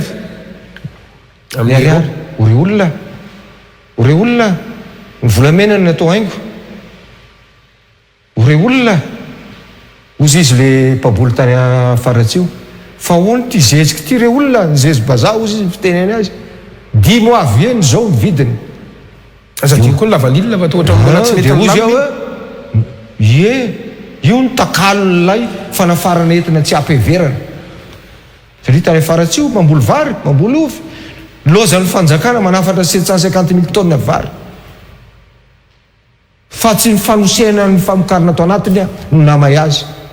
ny filoam-pirenena moa milaza de hoe Artemisia volenareo de zay le bomiranga amin'ilay izy zay rehefa manafatra zavatra tsy ara-piheverana ianao de menjery ohatran'io ny volatsika mampidi-bola tsika ohatrinona ny vania resaka raha vania ianao jereo ny ty nanaovan'ny fitondram-panjakana azy io zany anisan'ny lalana de io zavatra ny tsofotsofohan'ny fitondram-panjakana tamin'ny lavany ka namerana an'ity natao an'izao natao an'izao mandritry ny 2 taona 3 taona maninitra io ny vokan'io aiza le fampanantenana aiza le velorano zay tsy mba na fitondran-mampiana na ministra fa indrindra ny filoam-pirenena tsy andeha hiteny an'ireny mihitsy hoe ataoko avo efatra eny na telo eny ny vidim-bokatrareo ngainao mifehan'ny vokatra eran'izao tontolo zao ny fanatsarana ny kalitaony zavatra midao satria faninana ny tsena faninana ny tsena misy an'Ouganda misy any amin'ny hafa any mpitondra avenao de tsy afantatra an'izany fa misy olona mahazo tombontsoa ao amin'ny kajikajy ataon'ny fitondram-panjakana ary tsy fironona zany fa amin'izao fotoana zao betsaka ny vitsy fa nahazo be ny sasany tanatin'ny lavanio fa ny akabeazany zao lavany ataon'olona saritatra hoe averin'ny olona farikovera satria lasa mora kely ny vidiny ny lavanilina maintso satria eritretra tsara fa voamaiky anahirana io ny teo aloha tsy lafo ny vaovao ho tonga ny mpividy zany mahafantatra an'izay dina ny eo ampitoroto azy vidin'ny vanila atsika andrasany eo tsika zay matanjaka mijoro izy zay tsika voateny hopotika zay fampitehana zay nefa avy amin'le politika napetraka de zay zany donc tsy nisy zany le plan de relance zany tsisy satria fantrano izy ny indicateur avoiny indicateur milaza hoe itiny natao de itiny résultat tsisy eny mety anisa efitrano vita izy anisa tranony kolotsaina vita izy anisa fonctionnaire eto am'izao fa ny résultat de nahantra ny firenena resaka covid izy ny olona nametraka tena plan de relance aneritreritra tokoa hoe inona ny singa eto amin'ity firenentsika ity tokony ho avotra ahafahantsika mba ho opportunité ny ahafahantsika mampisaka ny are-pirenena tsy nataon'ny fitondram-panjakana zany vokatra zany anaty fantrana lalantsika de mitanisa fotsiny hoe Ukraine covid ianao mpitondrako izy no tanisainao an'izany eto raha milavolefony ianao de anao mialy fa tsy telo taona teorina ianao de zany foana ny resahanao eto fa ianao tsy niomana mbola président Sénat tamin'izany hoe ity ve ny plan de relance lazainareo ry zany aiza ny fiarovana ny asa aiza ny famerenana ny olona anatin'ny asa donc tsy namokatra zany importation nataony tsy namokatra zany ny PGE PEM raha mahita io isika tamin'ny andro corona moa to nisy plan Marshall misy zany ino ny tena koa azy tamin'ny plan Marshall ino zany nanavotana amin'ny firenena le pavé eran'ny district fotodrafitra asa ny andro any fotodrafitra asa iny le pavé ataon'ny dragoverany tapitanety de trano de no ekena io reny vohatra ao majanga tia tany malandy ety petraka amin'ny tany ny mpianatra tsy aloha ve ny mamerina an'le ohatrany hoe école pour tous tamin'izany miaraka dolona ny trano na ny fitaovana de nampinany mpampianatra fa sy trano vita de andriny bozaka fotsiny eo de tany isainao aty hoe na vita an'izao zay na vita an'izao zay na vita an'izao zay tena marina zany fa de volana lefanao tao nitrosary ianao nanao an'izay natakalinao an'izay ary ny vidika tsembohan'le olona zay nanao asa taminao grevy gadrainao zany sisitsika zany mahatonga ny averiko ny mandeha zay moa tenen'ny olona tonga miteninao teo hoe nareo mpanohatra ve ahita zavatra vitan'ny olona fa na ny olona niaraka taminy nanao osana amin'ny teo niaraka taminy teo ary ankehitriny todododo ao le mbo efa tsy rariny loatra kosa ty arodron'ny olona moa hoe mamadika palitao nareo fa za de ohatra momba an'le olona ihany eny alao ho tonga tsy maina natara fa alao ho tonga ihany aloha satria tena fa tsy azony saina retina ntsony hoe fa naninona kay ty firenentsika ity. inareo ny matorivola koty vao tapitra ny fotoanantsika tsy afaka mitezaka be meko ampampitona ihany ianao satria mety mbola misy zavatra tianao ampitaina anatin'ny teny famaranana mety misy afatra na fampitinana mety sababa no manana hoe kanefa tsy nantaniko raha sitraka ataoko verina kely am'le resaka vazaha frantsay ny filo antsika an'izao fotoana zao satria iny fa rehefa tonga am'le naturalisation re tsy voalazako teo a dia manao an'ilay fankatoavana ianao toky mpankatoavana dia nanao an'izany zany le olona mafy zany amin'ny eritreritrisika satria ianao rehefa malagasy zay le lazaina amin'le saina le hiram-pirenena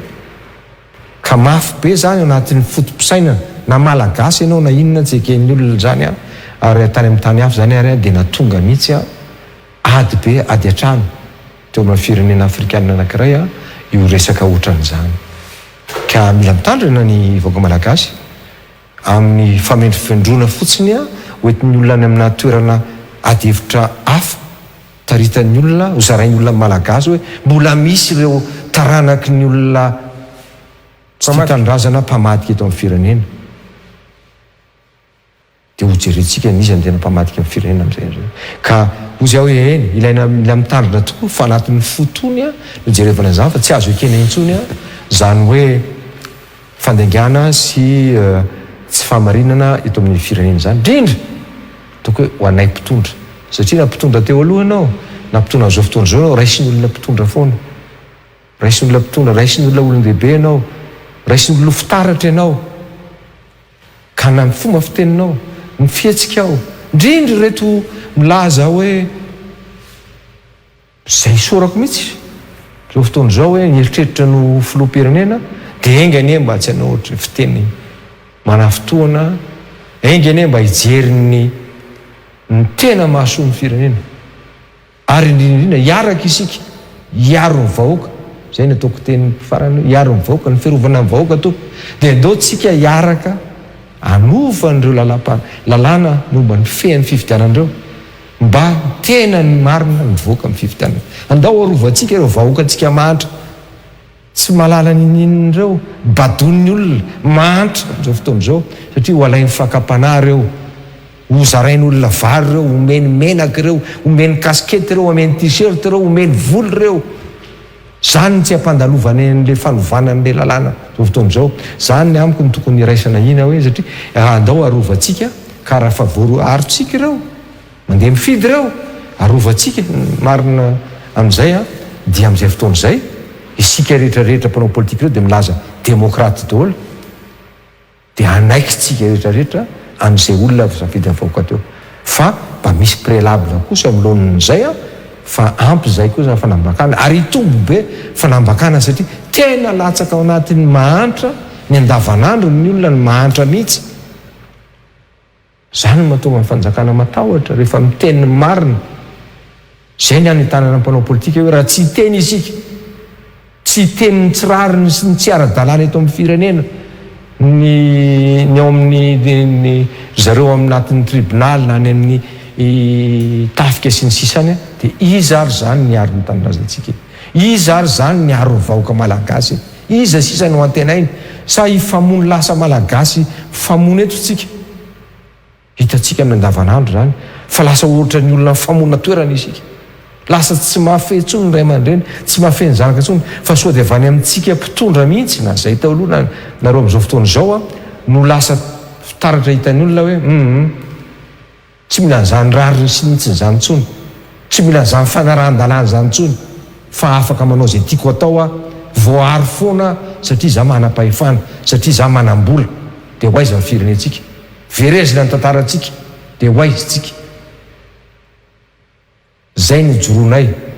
tsy mamelesona izy anizy zay akory fa zay ny joronay a eto amin'ny firenena ity zay ny anaovako politika zay ny taritanay am'izay olona iaraka aminay a ary zay ny anekenay ny rafitra zay misy ao amin'ny tokonay matoa rivo raha koty vao mpandrindra nasolany atoka SVM makasiraka anao tompoka raky nasain'ny fandarana tamin'ity alina ity misaotra anao